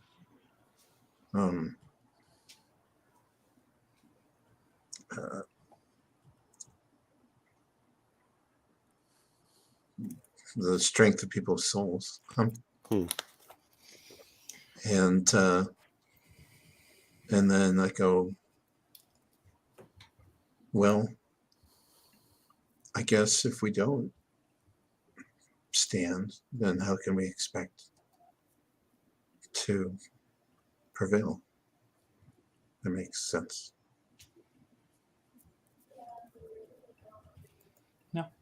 Yeah, I don't think Midnight will. I don't think Midnight will answer in any way. I think Midnight just nods, kind of appreciating that you hear what I'm trying to say. Lady Kimmin, it felt like we were building up to an offer of encouragement. Do we want to? Mhm. Do you want to put a button on that as well? Sure, but you know what? I'm gonna call it Arinar. I'm not Arinar. Rhymour over. Nice. Join us. Right. Yeah, pull up a book. Yeah. I'm trying. I'm trying. Oh my god. So yeah, I'm going to put my head out of the book, and I still look a little scared. So I'm like looking around nervously as I sort of scuttle up a little bit to you guys. And I do have 3 heart because I got one for uh studying something new, and also the wine thing. Unless Yeah. you don't want me to count that. Uh, Which thing did you get? Sorry. so there was pausing to study something new closely, and then there And then was impart an impart obscure an piece of obscure piece of knowledge. knowledge. Sure. Yeah, Okay. Yep, Yeah. no, that All was right. good. I like it. yeah. So I think what I'm going to do is I am going to uh lock. So I'm going to see everyone sort of encouraging Bronwen, and I'm going to do the same. But I'm going to lock eyes with someone and receive a dramatic prophecy of their future. So I'm going to do Beautiful. that for Bronwen. Okay, so you're spending your heart Yep. to look Bronwyn in the eye and get a dramatic prophecy of her future. Yep. Amazing. Wow. And like, can is it like disconcerting the way you're locking eyes, or are you able to So do it relatively casually? I feel like Rhymour doesn't think it's disconcerting, but it might be disconcerting to like an outside viewer. Like it's sort of a you just be like looks at Bronwyn and is like and then sort of just suddenly grabs her by the shoulders and just stares into her eyes. Okay, yes, I can see how that might strike you as disconcerting. Yeah, so you get like a series of like flashes of vision, right? Images of Bronwyn, growing older, more more battle scarred, kind of continuing to push herself to the limits, and then then you see this vision of the like the future, a number of decades down the line, right? Like a middle-aged Bronwyn is uh, wearing like a kind of more of a like tattered cloak, and hunched inside of this massive barrel in some village somewhere, and this girl is has like come and is like begging her to be taught swordsmanship, and Bronwyn is refusing, right? Is like saying she won't Go pass home. on this knowledge. Yeah, Go home, little girl. Your exactly. parents are wondering where you are. So that's the vision you get, and Uh, it's entirely up to you. How much and how much you want to tell anyone else what you saw, but that's what you see. I'm going to tell Bronwyn. Just like sort of you see Rhymour's eyes sort of just blank for a second, and or like maybe longer than a second, but and then when I sort of return to myself, I'm going to look at Bronwyn, tilt my head a little, and say, "Huh, you'll make a fine wine yourself," and just sort of pat you on the head. Oh, amazing. Bronwen just opens her mouth to say something and just cannot think of a response. Yeah. Yeah. Lady Kimmin, you Yes. called Rhymour over. Are you feeling good about that decision? Like, what's your what do you do? No, I don't know. What just happened? I don't know. Says Bronwen. I think they were trying to give you encouragement. Maybe they were speaking in a riddle. I thought Midnight was the foreigner. Um, I think just quickly to that comment, Midnight will just once again kind of more like muttering under their breath, but we'll say like spent the last. Actually, how old are our characters? Let me just quickly ask. How old are our characters? Squires. You gotta So, like- be probably 16 to 18, maybe. Yeah.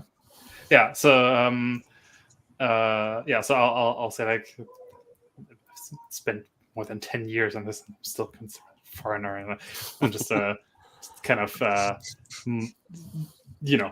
taking a little bit of offense to that. Yeah. I was going to give you a chance to flaunt your heritage.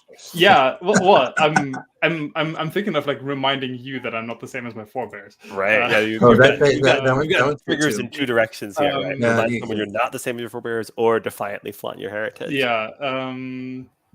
Either one's Actually, yeah. Maybe I will. Like, maybe it starts out as muttering under my breath, but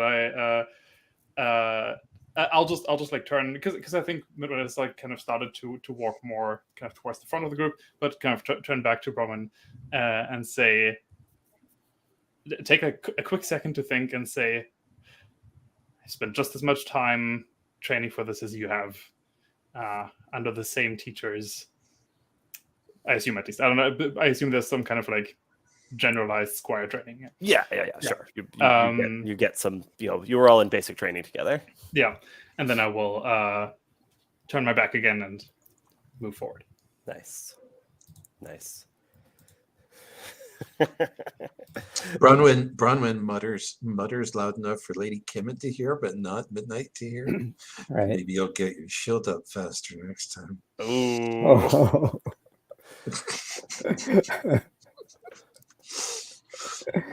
Lady Kimmin, do you want to push through to offer encouragement? It feels like you're keep trying to find an angle, and Right. Bronwen's not making it easy for you.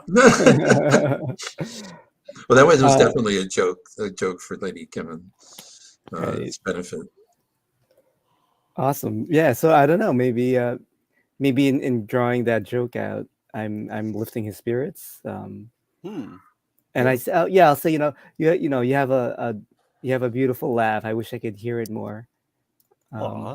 Yeah, absolutely. Roll plus cheer. No, Bronwen kind of looks at you like, what? No, I mean in a good way. She's Right. like incredibly pleased. Nobody ever said anything like that to her before. When times are darkest, a smile and a laugh are mighty weapons Oh. indeed. I don't know if you want to. I do. Yeah. Roll the one more dice. Let's see if that helps. I Right. see how those It'll- dice fell. Yep, it'll have to be a good die. Come on. So 1, and a 2, and a 3. So 5 plus 2, 7. Okay, you made it. Just made it. Yeah. So your words reach them, and they pick one from below. So your options, Bronwen, are: we share a moment of comfort. Each of us clear a condition or gain one heart. We help each other muster courage. Each of us take advantage on our next move. Or I reject the encouragement, but show my hand in the process. Ask me a question and get an honest answer. Moment of comfort, unless you want to ask me a question. That's good. So each of you can clear a condition or gain one heart. And if you do clear a condition, Bronwen, make sure Lady Kimmin knows which one you did, because as the Cleared chalice, downcast. she gains. Yeah, she gets bonuses for collecting all the conditions. I cleared downcast. So Cool. Oh, And actually, do I Do I can't befuddled as well? I'm sorry. Yeah, because you cleared your own befuddled, right? Right. So I burst out laughing. That quickly reminds me, would all the conditions that you offered us from your GM side of things, would that trigger my firmly planted? Why not? Let's be generous there. If you want, like, I'm happy to just like mark one determination instead of 4 at once. Yes. Yeah, definitely mark 1 though, so that you count those conditions getting handed out. Okay. Yeah, so like we have this lovely scene, moving along, and then like Athild, kind of like Athild, who has gotten out, like a tiny bit in front of the group, comes like, running back, just like, I hear it. We're so close to the town, and it sounds like people are mad. And like you prick up your ears and you hear it too. Like angry voices raised, feet tramping, real like torches and pitchforks, angry mob vibe, just from the sounds emanating from this village. Yeah, I'll rush ahead. Nice. Midnight is rushing ahead.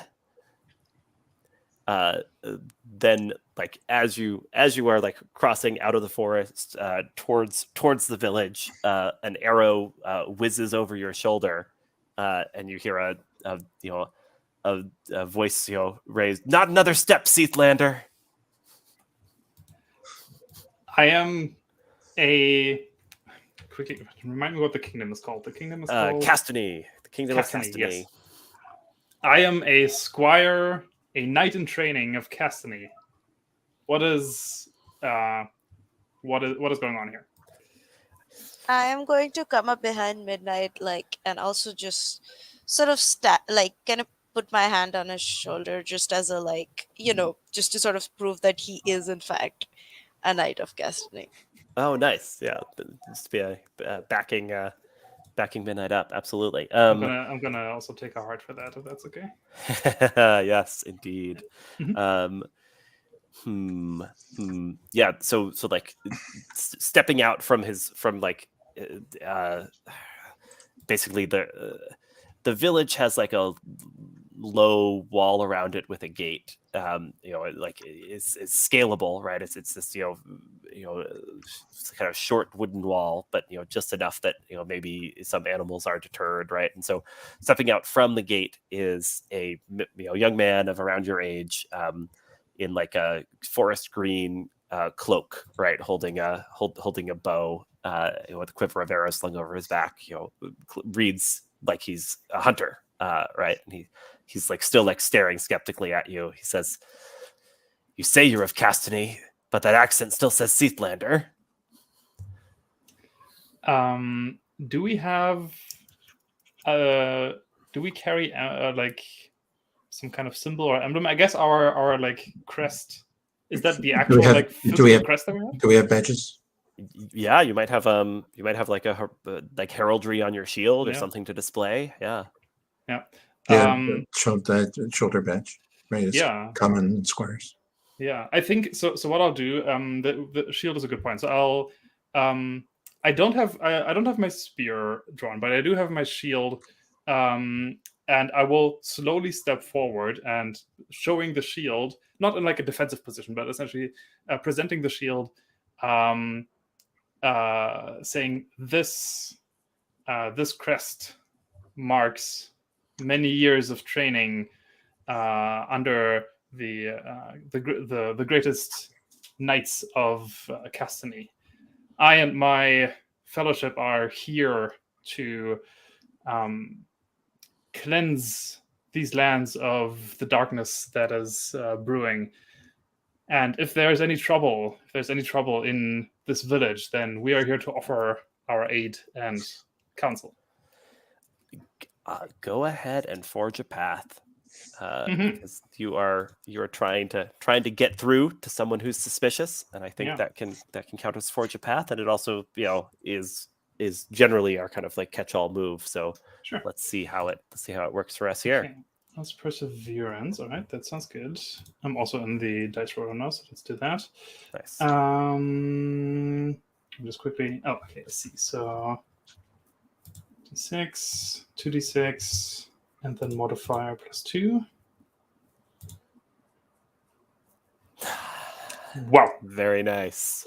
Okay. On a 10 plus, fortune smiles on you. Ask the GM what unexpected opportunity you discover. Beautiful. Yeah, so you're kind of like, your like primary goal here was just like prove your bona fides. Mm-hmm. Yeah.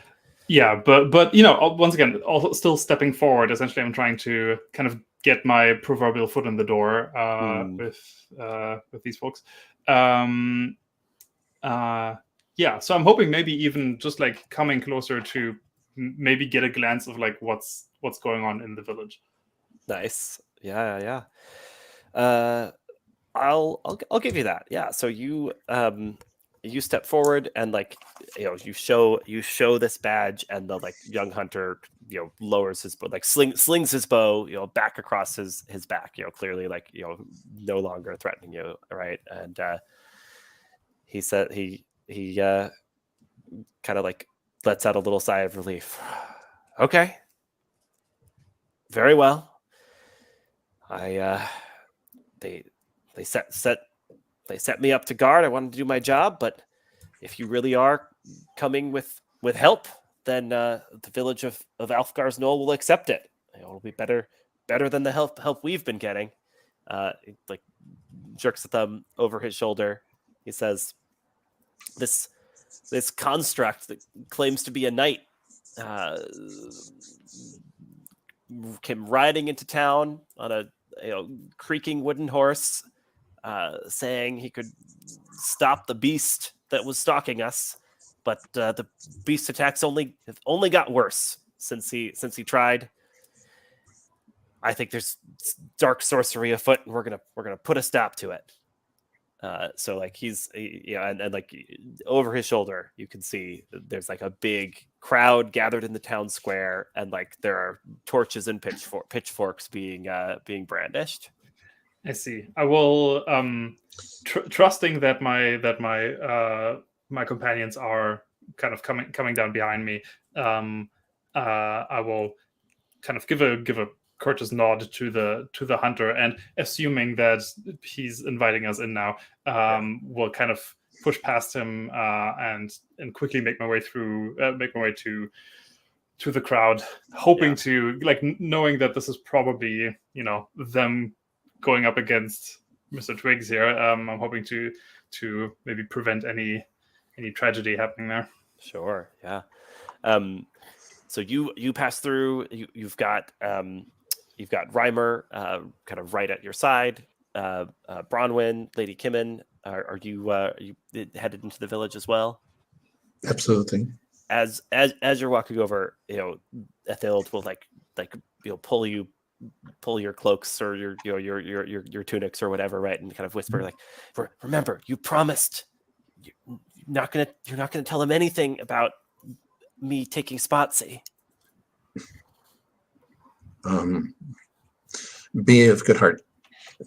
Your secret is safe with us. And you know, you approach, and Draenen's like, "Ethild, where have you been?" And she says, I found these squires. They're coming to help." Draenen kind of like sighs and rolls his eyes and like gestures for you all to go in. He clearly exasperated with Ethild's, you know, ranging out beyond the bounds of the village. But you know, he already, you know, one of the squires already proved their bona fides, so he's not. Yeah. You know, he doesn't doubt the two of you. I look at Lady Kimmin and I go,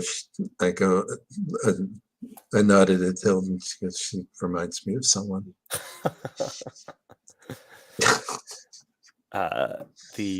So the three of you are heading in, and you're going to join the others. But Midnight and Rhymour were at the front of the pack. Rhymour, I think I'm going to say like you happen to get the best view first, right? Peering through the crowd, trying to see what's going on. So what you see is this being dropping a picture into the. Oh, I guess I can even share the screen for the audience. Yeah. So a creature that appears to be like the mix of like a scarecrow and a jousting dummy, astride a like wooden horse, wearing like cobbled together bits of armor, but alive and moving, right? Like there were jousting dummies that you practiced on back at the castle that were not alive, right? That were just dummies. But this one is clearly magical in some way, and is the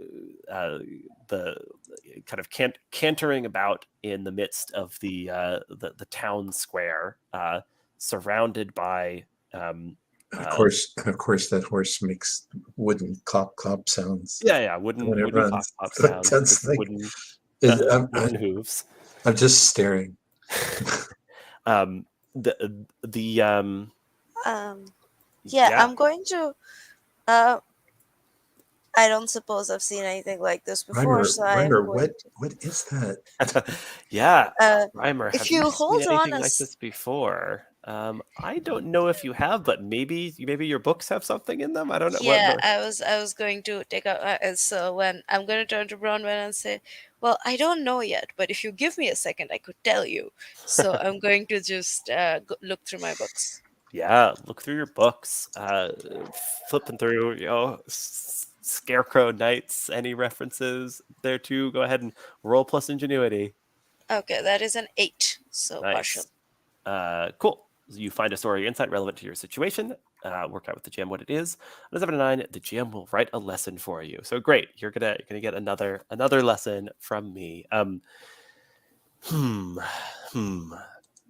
You.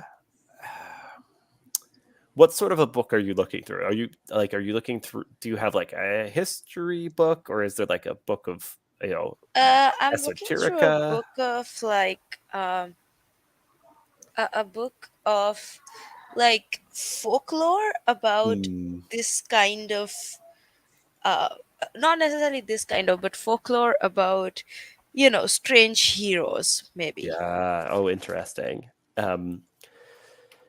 Yeah,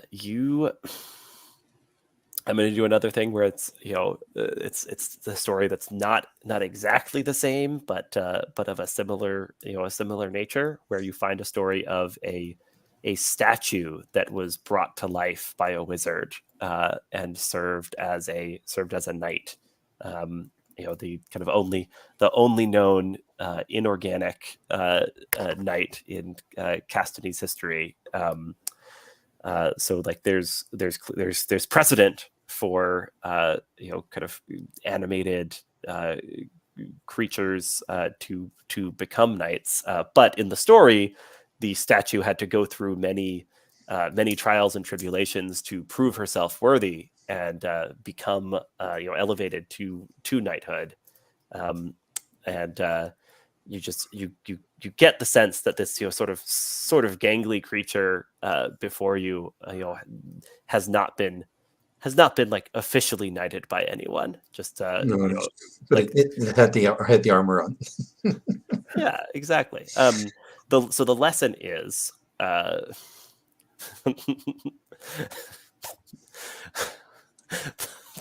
lesson is knights are made, not made. In the sense that it takes like life experience to truly grow into knighthood, and even if you've been created for that purpose, you're not kind of automatically a knight right away. I thought you were going to say knights are made, not grown. Given that he's a tree, he's made of wood. So you're kind of piecing these things together. I'll give you a moment to to Do you like think to he fill in talks? your companions in a second. I will just add to the scene that like there are villagers yelling like, things have gotten worse since you came here. You're not protecting us at all. And then like the loudest voice is a like gruff blacksmith looking man. Like he probably like literally is holding his hammer, so you can tell he's the blacksmith. As he says, it's like my father always said, nothing good comes of sorcery. We need to destroy this thing. Only then will the beast cease its attacks. And like there are mutters of like hesitation and or agreement going all around. The scarecrow knight curiously isn't responding to any of this. It's kind of like looking all around, its head like flopping back and forth a little bit. But it isn't saying anything right now. Rhymour, you were learning some things. What did you what do you Yes, so say as I'm you going to turn around and say, well, looks like some sorcerer or someone brought it to life but neglected to give it the rest of the life lessons you need to become a knight. Um I think we should just try to figure out who or what did this, because I'm not sure this creature knows that it's not a proper knight. Oh, yeah. So that's what you're telling your companions. Fantastic. As the yeah, and like the like temperature of the crowd keeps going up. Does Bronwen look like she's about to step in? Yes. Yeah, because then I'll take a quick look over, and then I will once again, just with my shield, not with my weapon, kind of try and push the crowd back a little bit, kind of like make some room for us to make a stage for us, essentially. Right? Beautifully, like very literally forging a path. But you just rolled that, so I'll let the results kind of like carry over that you're able to make some space. Sure. Mhm. Yeah. Bronwen, your companions are looking to you, it seems. I'll start by addressing the knight. Maybe it talks. Good sir knight. How do you name yourself?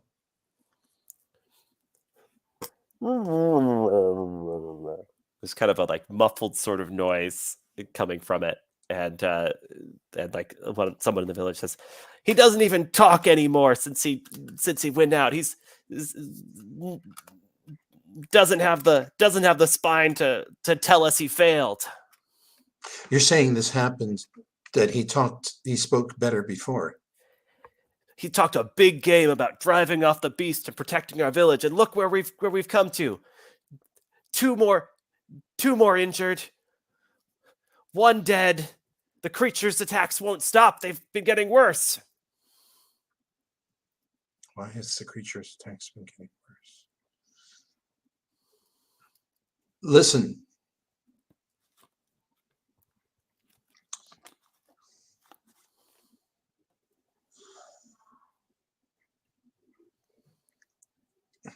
We found the creature in the woods, and we drove it away from the village here.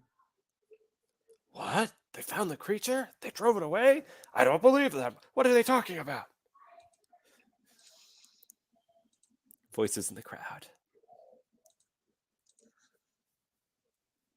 Had the knight here been a good protector of the village before?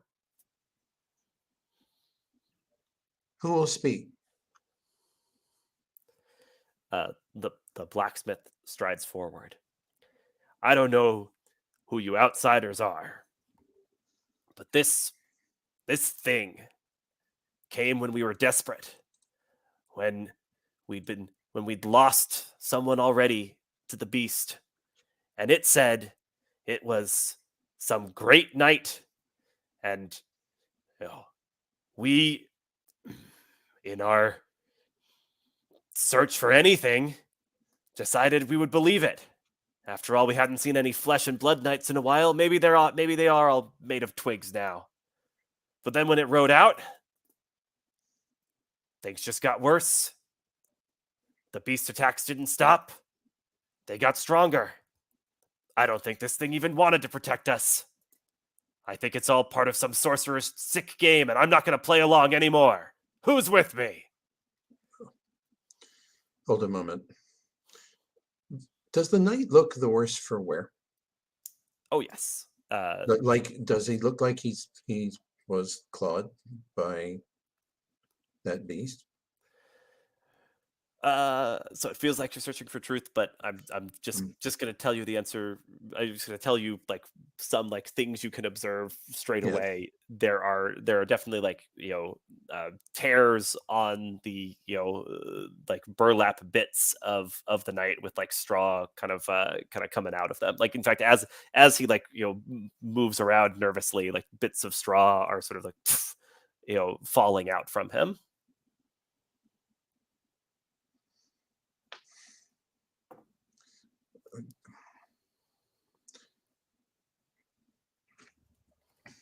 This knight, from the looks of him, went out and took a great many blows from that same beast that you are talking about. I doubt any of you would have had the courage to go out after such an animal alone.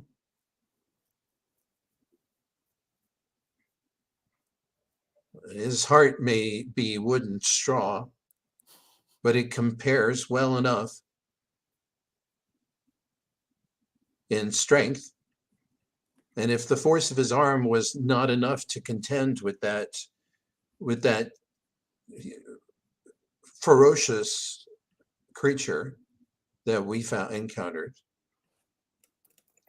you cannot fault him too much for that. Or should we hold the rest of you to a standard higher than that of trying your best?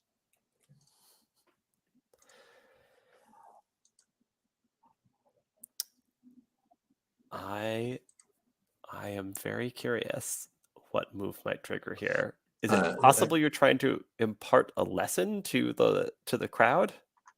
Can I impart a lesson?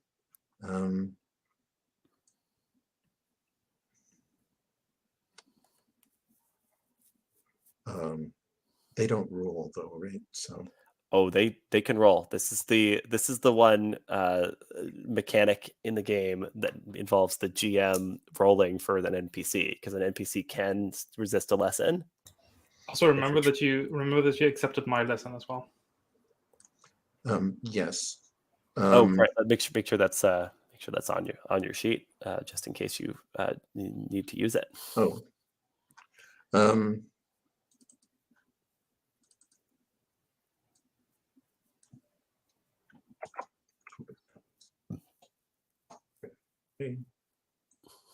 Mostly.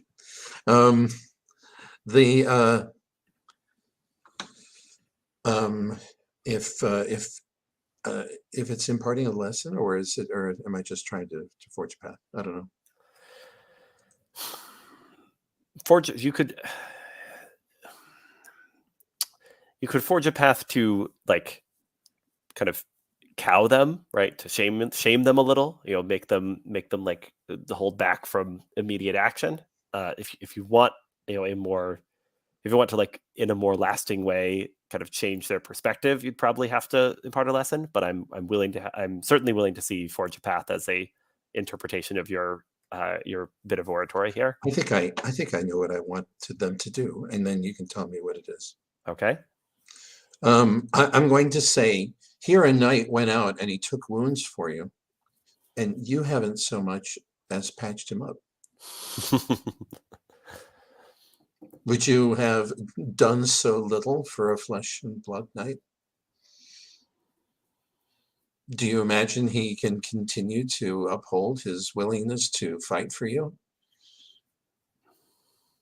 when you show no willingness to support him? Do you not have a tailor's needle here? a bit of straw and a woodsman's adze? Let's have that before Japath. See if you can get through to them and soften right. soften their hearts at all. So it's a roll with perseverance. I think this is make a resolute stand. Interesting. Since I'll I allow got it. that You're lesson. making a resolute stand here. Sure. Okay.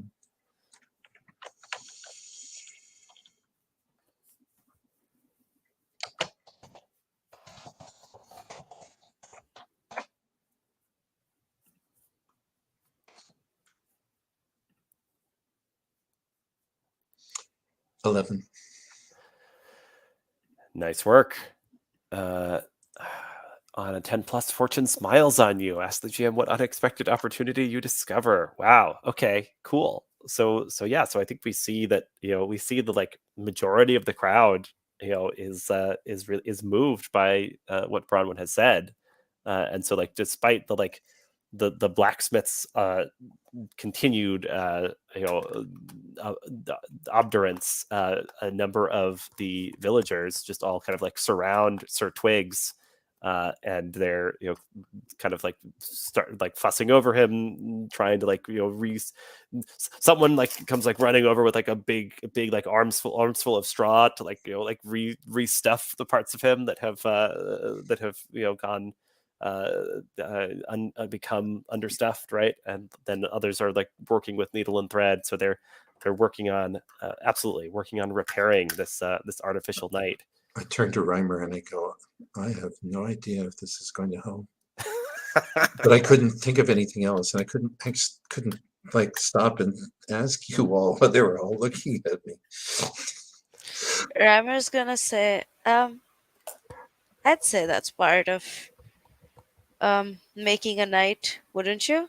I literally, you made a joke. I was going to say that you must be a lot stronger than you look, because I'm not sure I could carry that many books.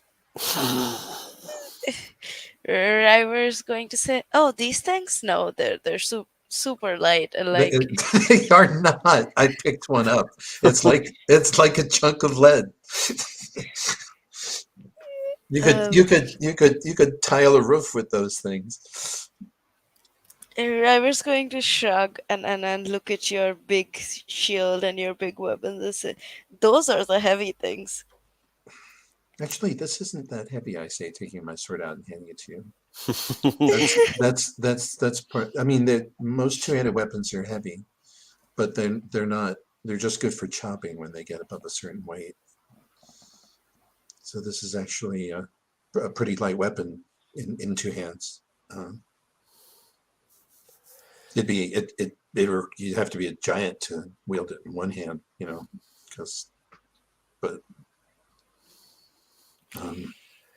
so it's an unusual technique, which is anyway. Whatever. Sorry.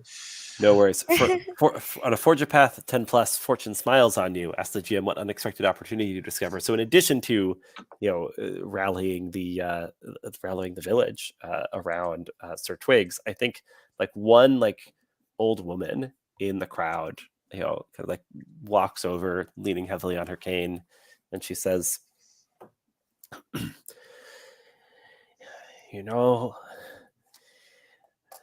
we never heard exactly where this protector of ours came from, but if I don't miss my guess, I bet that old hermit Hamish put him together. And if there's anywhere where you can find the secrets of Sir Twigs, as they call him, it would be Hamish's old hermitage. Yep, that's what I'd reckon. And she, just kind of, sharing this with you, and then like pulls out, goes back to like smoking the pipe that she was smoking. Fine, grandmother. Where could we find this hermit if we had a mind to? Oh, your little friend there knows the hermitage, and she like gestures with her cane towards where Athild is like up on someone's shoulders, helping to like try to readjust Sir Twigs's like wooden helmet.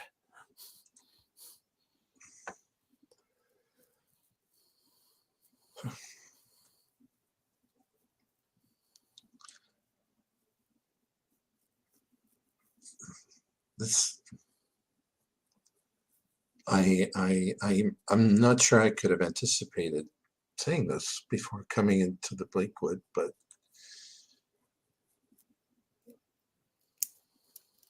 it seems like we should go seek out the sorcerer, find out why he set a wooden knight among these people.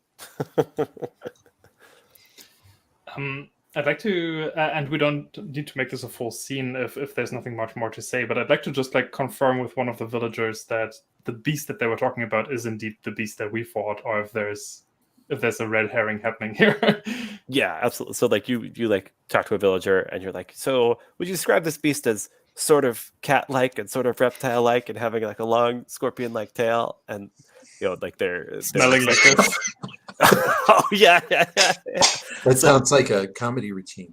So all of it's like, yeah, would you? It's wait, yeah, what a beast! Oh, you mean like a beast that's half cat and half scorpion and really fast, has huge claws, dripping fangs, and red eyes? Yeah, no, I haven't seen anything like that. Cool. The villagers, like a bunch of villagers, like suddenly like gather together, and they're all like telling like their like scary stories of near encounters with the beast, and it certainly sounds like the Okay. same creature, right? Yeah. Okay, good to know. Okay, Absolutely. cool.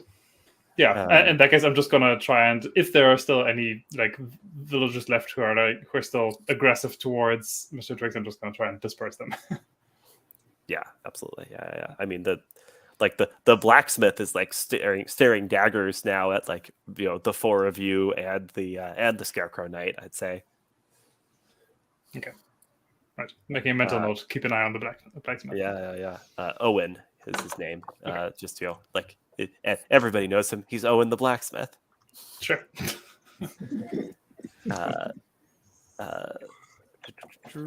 I'm also gonna having, now that the tension has kind of lessened a little bit, has been kind of relieved. If kind of all four of us, or even with the kid as well, 5 of us kind of get together again, I'm gonna kind of and you might have seen this before, when Midnight kind of looks down to their feet and just kind of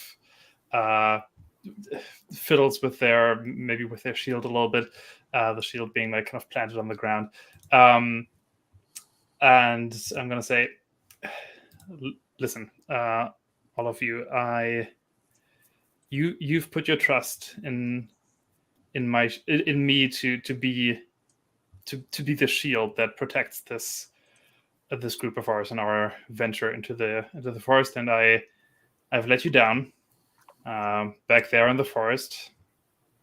I should have been more vigilant, but I think I failed on that duty, and I hope to get your forgiveness, and I will certainly be more perceptive and more vigilant going forward in our quest.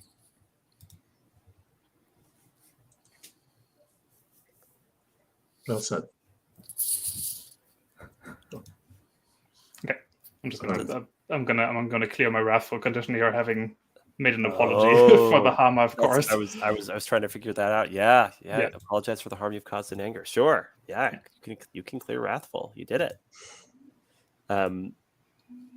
So just to check in, as players, do we want to send these characters off, knowing that they may end up on a cliffhanger, but just see like a little more quest if they're seeking out something about Sir Twigs's origin here?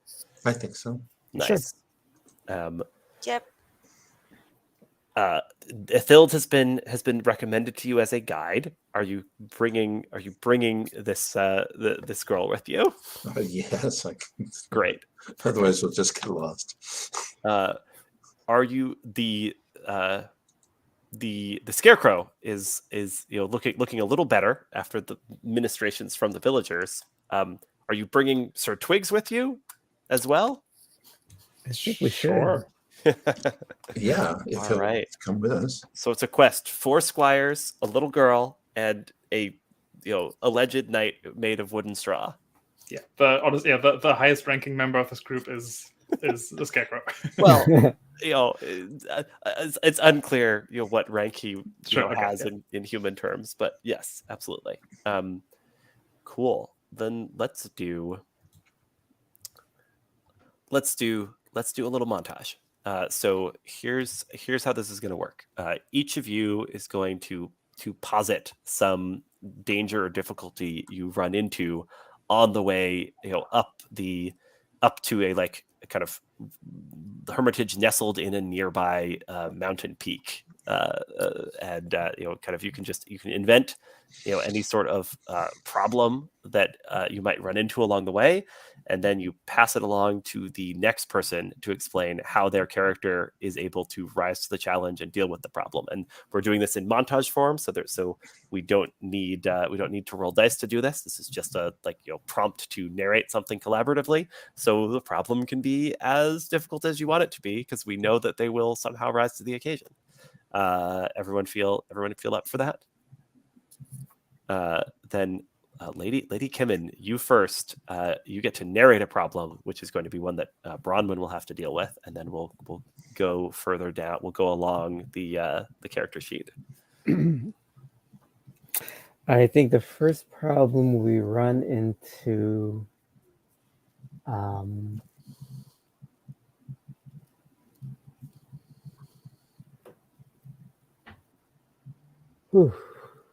Is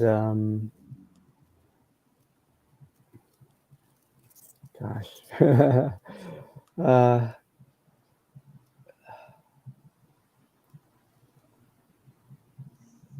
Sorry. We all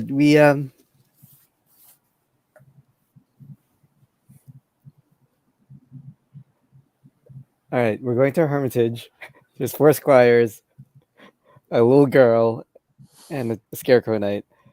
I think the first problem we run into, well, I'll make it simple. There's a river that we have to cross, and the bridge has been broken. Nice. Bronwen, how do you deal with this? That one's too easy. Yeah.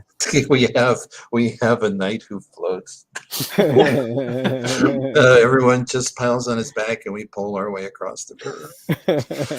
Amazing. Who is it that suggests that approach? I think we're well. I guess I solved the problem. So it's like we're all standing around and going, "Oh, just this," and it's like, wait, the horse is made of wood. Beautiful. I love the I love to imagine a heroic Washington crossing the Delaware composition of the set of squires on the wooden back of Sir Twigs's horse, and Sir Twigs kind of he's pulling with his lance. Yeah, exactly. Lance to pull you across. Absolutely. Is he actually is Sir Twigs attached to the horse? I think it's unclear. Okay. We haven't tried yet. Okay. None of us has been crass enough to inquire. Yeah. Bronwen, what's the next challenge that raised its head? The next challenge is that there is a place. So the path winds up the mountain, but there is a place where the switchbacks have been obliterated by a rock slide. So it is all loose stones, gravel, and dangerous boulders. Rather than the path that used to be there. Yep, that's for me, right? Yeah, and Midnight, you have to be the one that deals with that.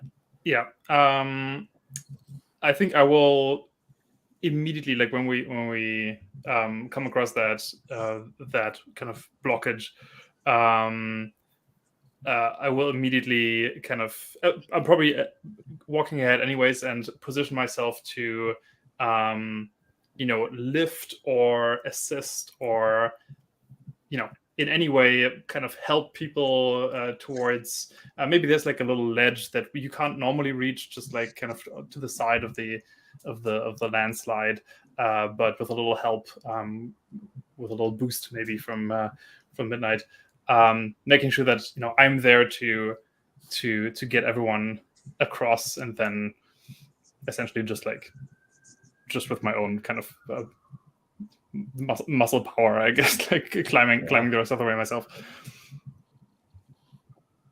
Yeah, that's great. I love it. What's the next challenge you face then? I think further up the mountain path, we come across this what looks like a gate, but it's these stones that are essentially stacked on top of each other in a way that looks very precarious, but they form this like half round, half circle arch, and it looks like it's literally just gravity that holds them together. Like if you push out one of those boulders, one of those stones, it just all kind of crumbles down. And while the squire, not the squire, the knight, the wooden knight, just very easily, like without any issue, passes through that gate, we notice that none of us can actually pass. We notice that whenever we try to take a step through the stone gate, some kind of mental blockade stops us from taking that step, actually, and we very quickly notice that there's some kind of magic happening here. Oh man, a magical barrier. Well, Rhymour, you're up. I think I'm going to do what I always do, which is look it up in my book. And I think I'm going to take some stones from like around the sort of area and form a symbol in front of this archway, so that like it sort of breaks the magical barrier, and then throw one of the stones through so that it like physically breaks the magical barrier, and then we should be able to pass through, in theory. That's great. And the theory turns out to be right. Like, You sure that's not a sorcery book? Like Rhymour's going to look at you, shrug, and just put away the book. and Rhymour, you get to list a last challenge that the companions encounter here. I'm going to say someone, probably unknowingly, probably our friend Knight here, steps into this sort of nest of what appears to be like it appears to be a harmless mound in the beginning, but like once he steps into it, it's like a nest of snakes. Yeah, and a bunch of snakes bite the wooden horse to no effect, of course. But suddenly there's snakes, right, writhing over everything, and getting closer to the people who are made of flesh and blood. Absolutely, Lady Kimmin, that's a challenge for you. So it's a nest of snakes. Golly.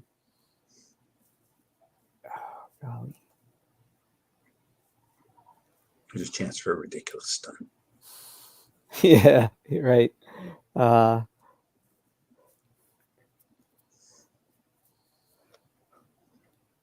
gosh. It could also be like maybe we are getting bitten by the snakes, but luckily we have the healer with us. Yeah, just like power through. Don't worry, I've got the antidote. Well, Lady Kimmin, it is up to you. How do you solve the issue? Oh man, I think we all I think the knight generally gives parts of his body that we immediately set on fire to ward off the snakes. Oh man. so that he's missing pieces of himself as we hurry through. Yeah, oh, that's great.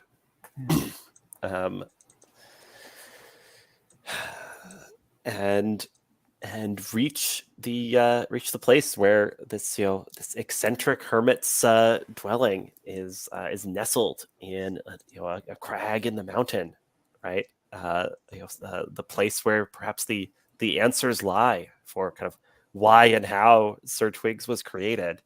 But as you approach, there's a caw overhead, and that ominous black bird that you observed earlier lands between you and the hermitage.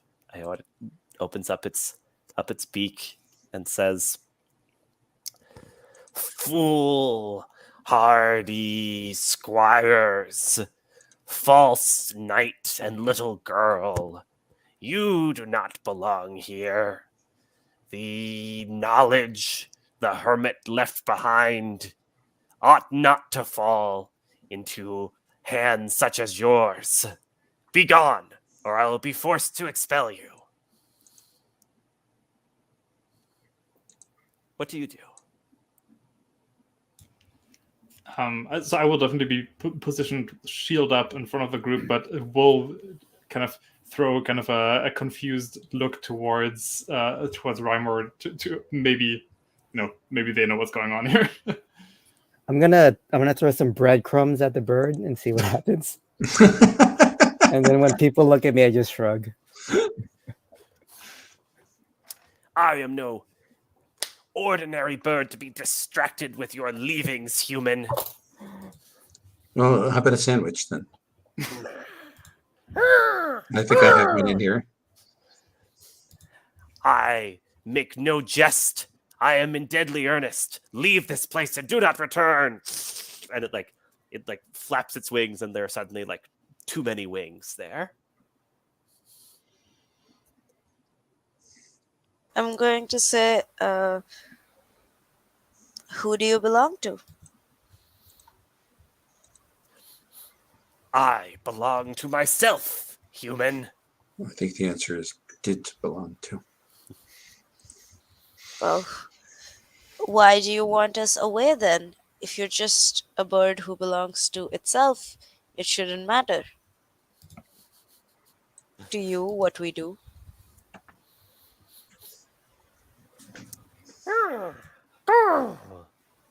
I do not wish to see the destruction that will be wrought by the foolish and unworthy meddling in ancient secrets.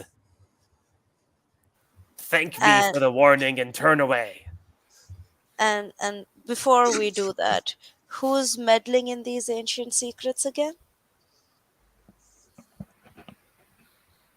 It cocks its head the way birds do. I don't understand the question.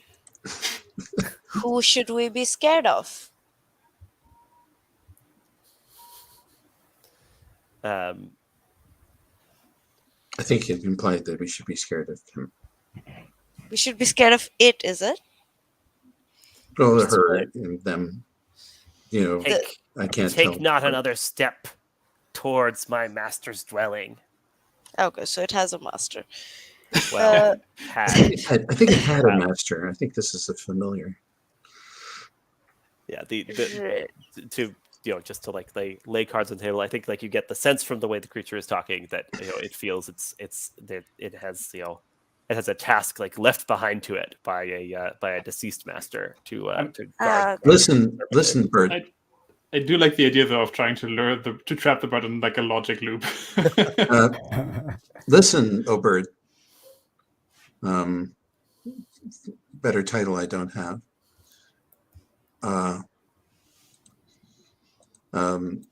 Your master must have valued his secrets very poorly. What do you mean? Oh well, I would think that most secrets like that would have been the result of a great deal of labor, care, effort, and ingenuity to discover. But evidently these are not those kind.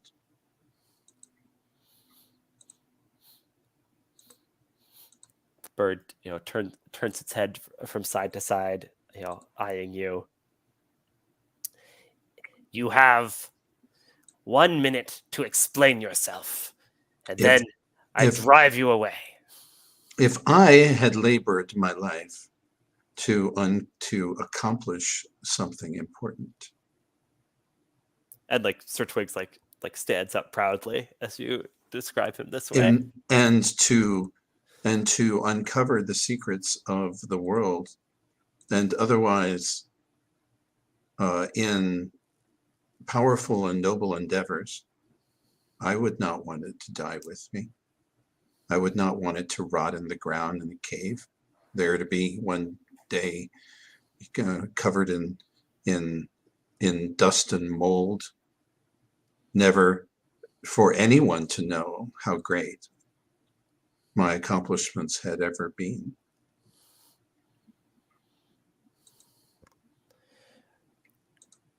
Is this what you want for your master, that he be forgotten? That all of his great works come to nothing? I can't believe that you, a trusted servant, would treat his accomplishments so lightly. I wonder if you're trying to impart a lesson to the bird here. I think I'll impart a lesson to the bird. Right. Like it feels like there's some kind of lesson about memory and accomplishments here. What would you? How would you summarize the lesson you're trying to put forward? The lesson to the bird is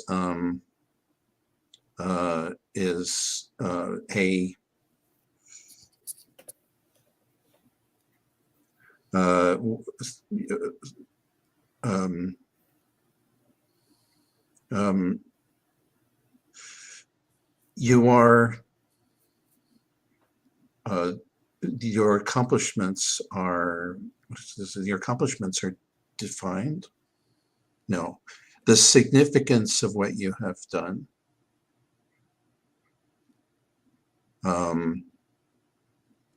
history, what others make of it is the significance of what you have done is what others make of it. Yeah. It's not the most elegant way of putting it, but that's what I'm trying to say. Yeah, absolutely. Well, I think the bird will try to resist this lesson. It has appointed itself a guardian and gatekeeper here, trying to hold you out. So I'm going to roll without a stat, but minus however much heart you put into the lesson. How much heart did you put into this lesson? 4. Okay, so roll with a -4 and see what happens. Yes, I need to put dice in my roll in addition to just a modifier. Otherwise, you'll get a big thing. Also, like not to meta game, but you could have also spent just 3 heart to issue a command that I I can't refuse. know.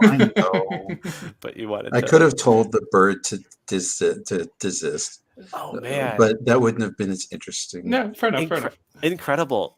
So the bird rolled an 11. -4 makes for a 7.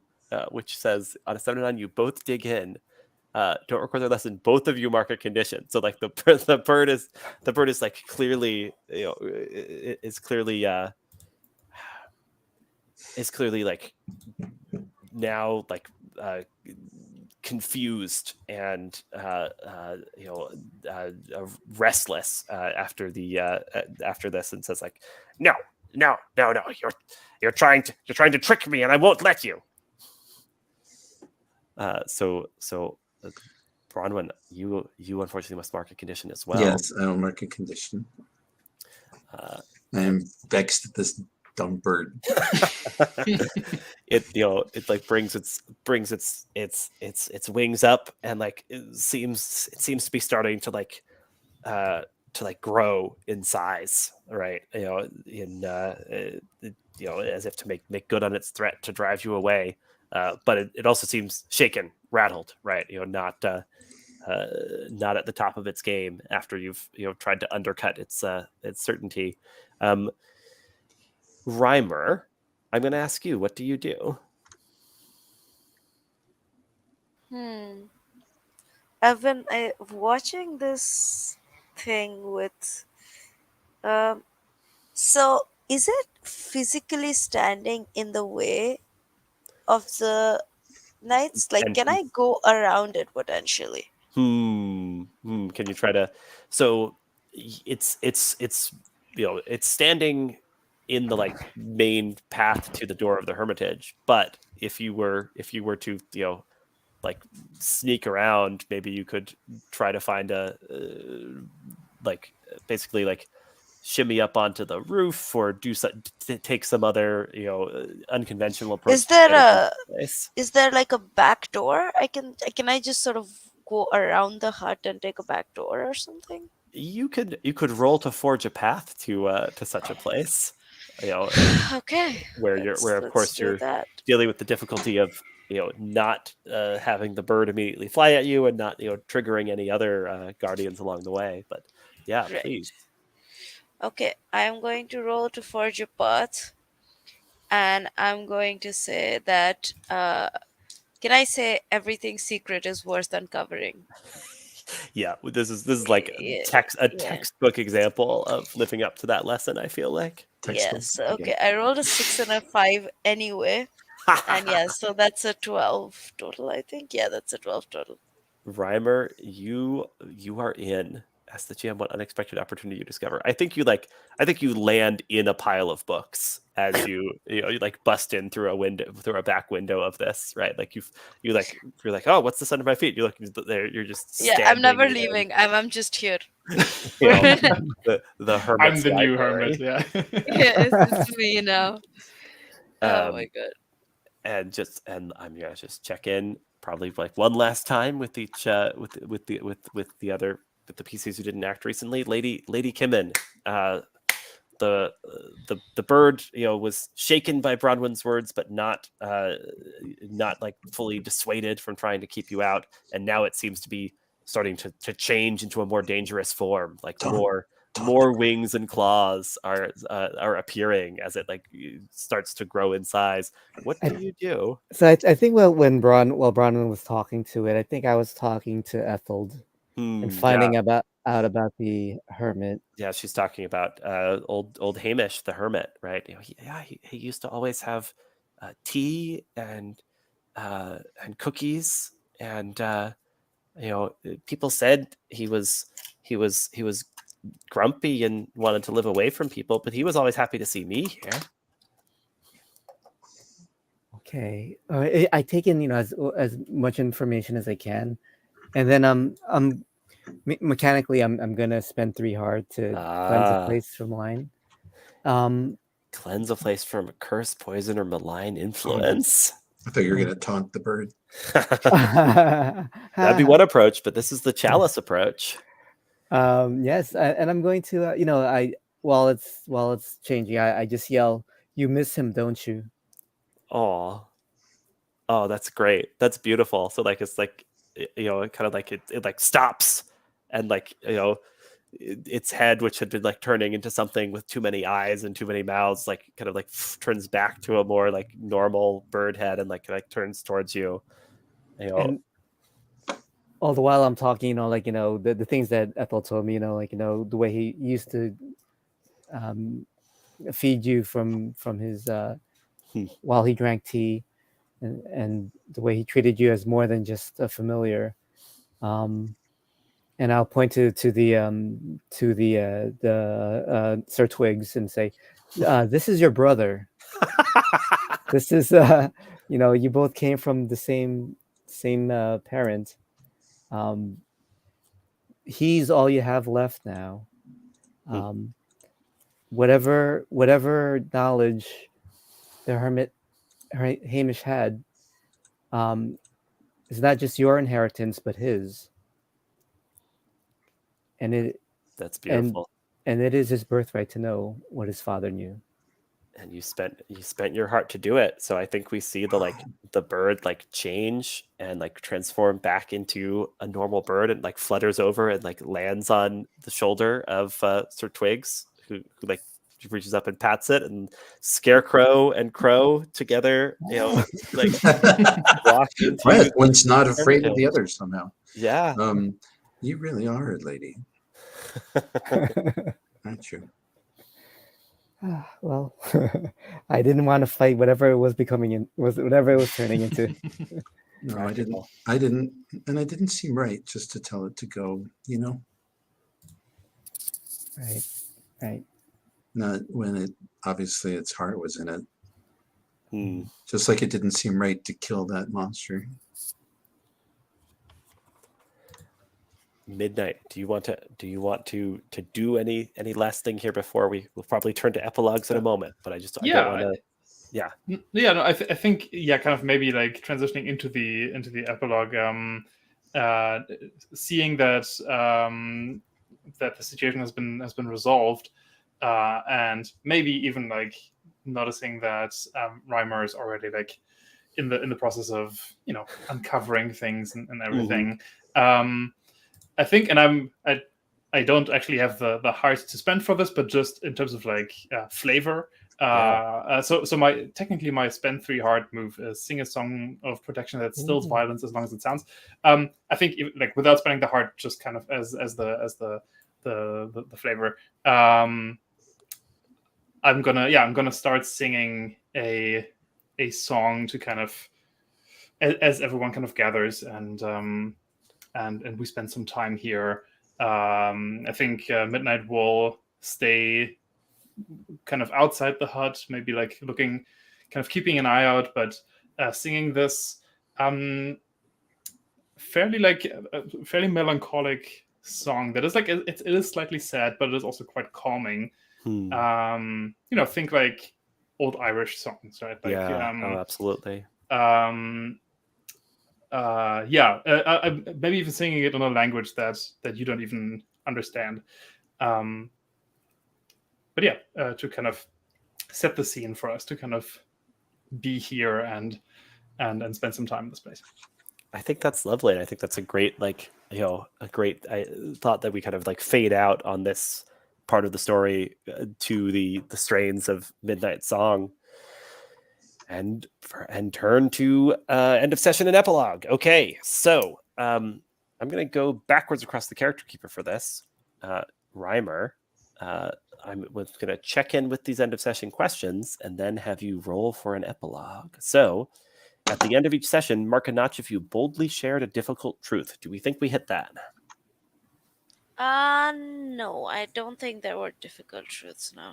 You kind of, and you got this prophecy about Bronwen, but kind of gave only an enigmatic recount of it, which is perfect and lovely itself, but I think doesn't cause that to trigger. That's all right. The other end of session thing is just generic end of session choice, where it's at the end of each session, choose: I embody my lessons and ideals more and more, mark a notch, or I am struggling with what it means to be a knight, rework a lesson. So you decide, is this something where Rhymour is stepping into their ideals and marks a notch, or kind of struggling and working things out and you want to rework one of your lessons at the end here? I think they're stepping into at least their own ideals. Yes. All right.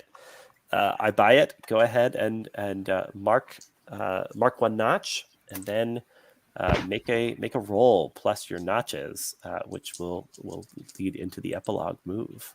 11. Okay. On a 10 plus, narrate a scene where a lesson you've learned helps you exemplify knighthood and inspire others. So this can be a scene, of the immediate future, of the the end of your bigger quest, or of like the further future, if you want, just like a scene of Rhymour's future that depicts what the prompt says. A lesson you've learned helps you to exemplify knighthood and inspire others. What do you think we see for this? This is I think I want to go for knights are made, not made. Funnily enough. Yeah. because I think at the end of like a lot of this, I think we see Rhymer, like, since they're not exactly the doing night things themselves kind of person, maybe they're Mhm. like teaching people, like Hmm. reading from books and things like that. And like when they've drawn the image of a knight on this sort of chalkboard situation, it looks like a scarecrow and not like a an actual, human person. And you see that there are like, in sort of pictures and paintings of knights across this sort of semi classroom situation, that there are like knights who seem to be not just people but also things like scarecrows and stone statues and maybe some like more monstrous looking creatures. but Hmm. but yeah, you and like of course the normal humans as well. That's fascinating. I love that. That's what a wonderful glimpse of the future there. Um, Midnight, let's turn to you. Markinach, if you protected someone important to you, Nope. from I failed. Failed on that. from the end of session moves, that you choose I embody my lessons and ideals more and more, Markinach, or I am struggling with what it means to be a knight, rework a lesson. Yeah, I think Midnight is fairly gonna be pretty introverted after we return from this quest, and is really questioning not the actual message of the lessons that I carry with me, but the fact that it was someone else who kind of personified the lesson of standing against evil, Oh where yeah. I faltered. So I guess I'll rework that lesson. Though, yeah, I mean, I guess I'll rework that lesson.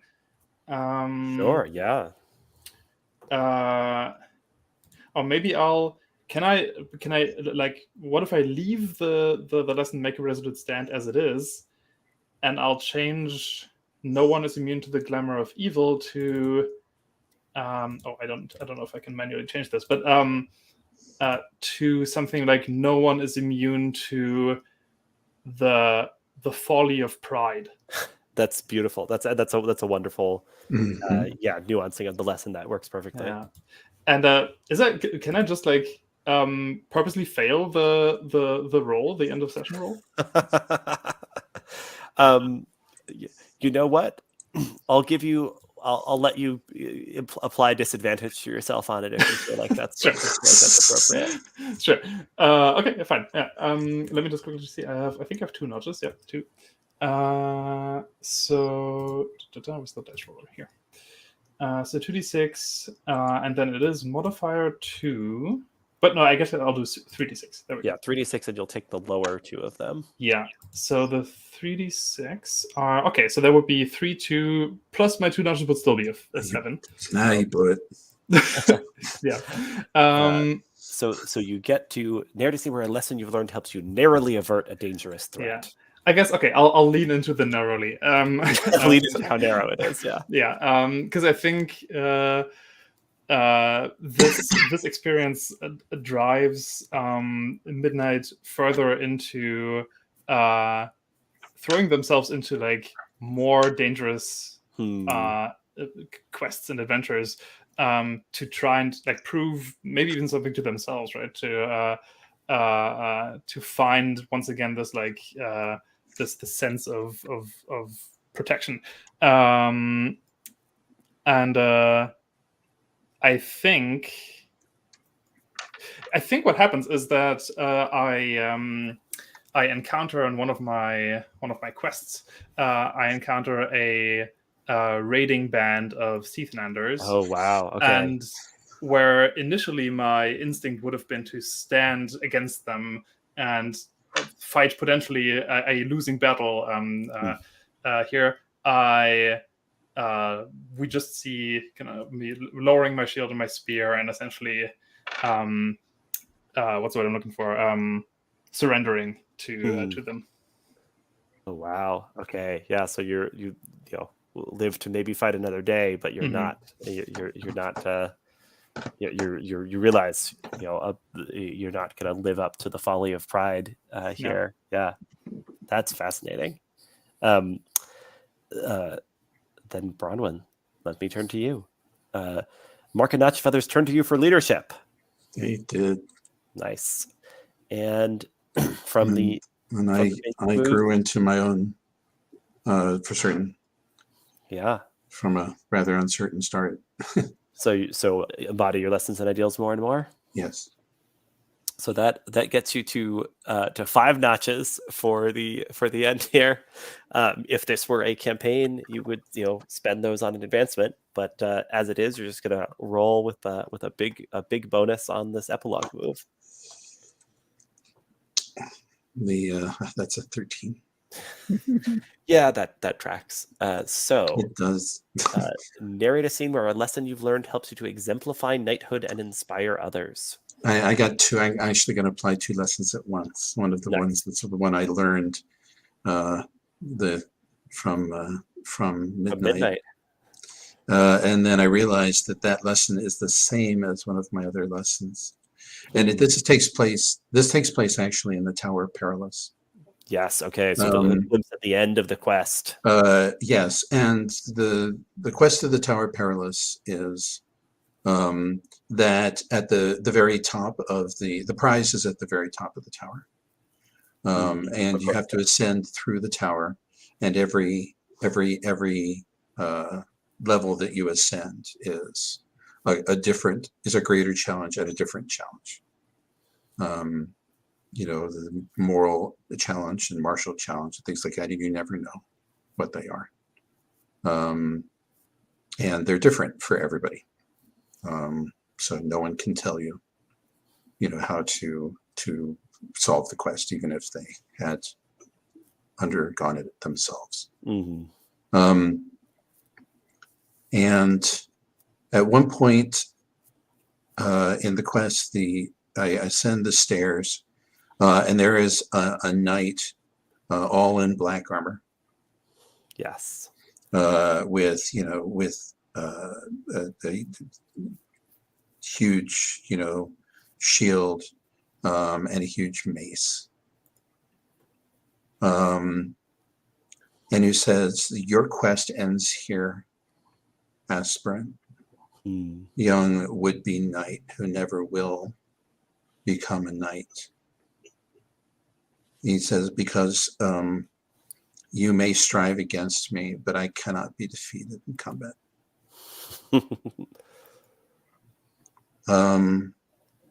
And the knight advances on me, and I take my sword out, and I put my sword point forward into a space between 2 of the stones.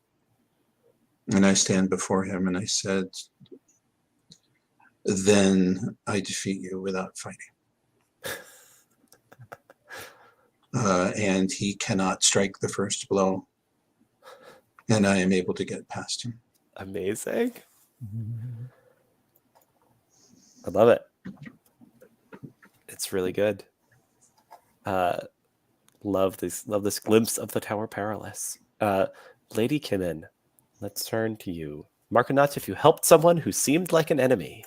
I did. If I help more than one, do I get more than 1 notch? I think just the one. But okay. From the basic end of session moves, it says you can choose I embody my lessons and ideals more and more, mark a notch, or I am struggling with what it means to be a knight, rework a lesson. So if you feel you're embodying your lessons and ideals, you can mark a notch I think for that so. as well. Yeah, I think by helping, trying to help people, I think I've overcome obstacles. Yeah, absolutely. Then go ahead and roll for your epilogue, and you get a +3 from your notches. All right, let's see what happens. An 8.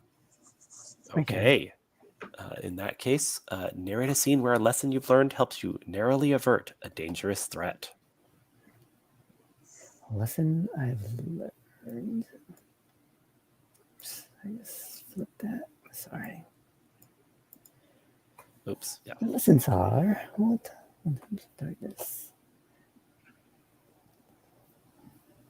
The first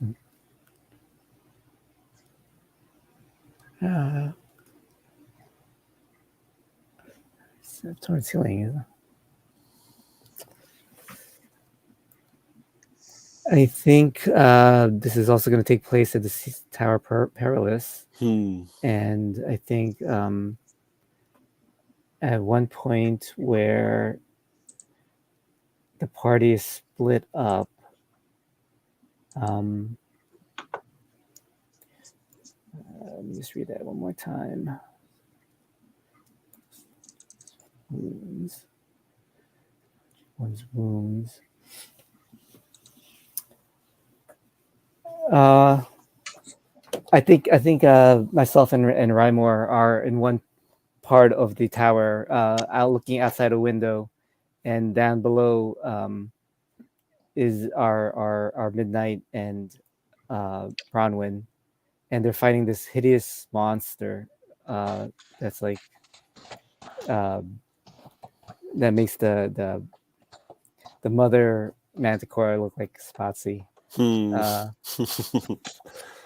And Lady Kimmin's just yelling at Rhymour, use your book, and Rhymour's flipping through the pages, and Lady Kimmin says, no, use the book, and she grabs the book, and then she throws it down at the monster, and it just like hits it right in the head, knocking it out, and Rhymour, Rhymour just says, "No, I don't know."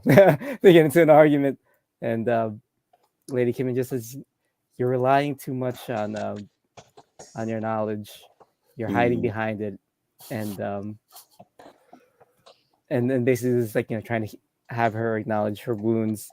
That the books are sometimes, even though they're good, knowledge is good. Sometimes she's using it as a refuge. Oh, fascinating. So like trying to convince them that the books are a sort of shield or Right. band-aid here. Right. Yeah. Okay. Cool. I love it. I love all these glimpses of the future. The in the Tower Perilous and perhaps beyond. Thank you all for playing Vow of the Knight-Aspirants. And if anybody has watched this recording, thanks for tuning in. You can learn more about Vow of the Knight-Aspirants at the link below this video, and more about the Gauntlet at gauntlet-rpg.com or on Twitter at gauntletrpg. But for now, we're gonna bring this to an end. Stay safe out there, folks.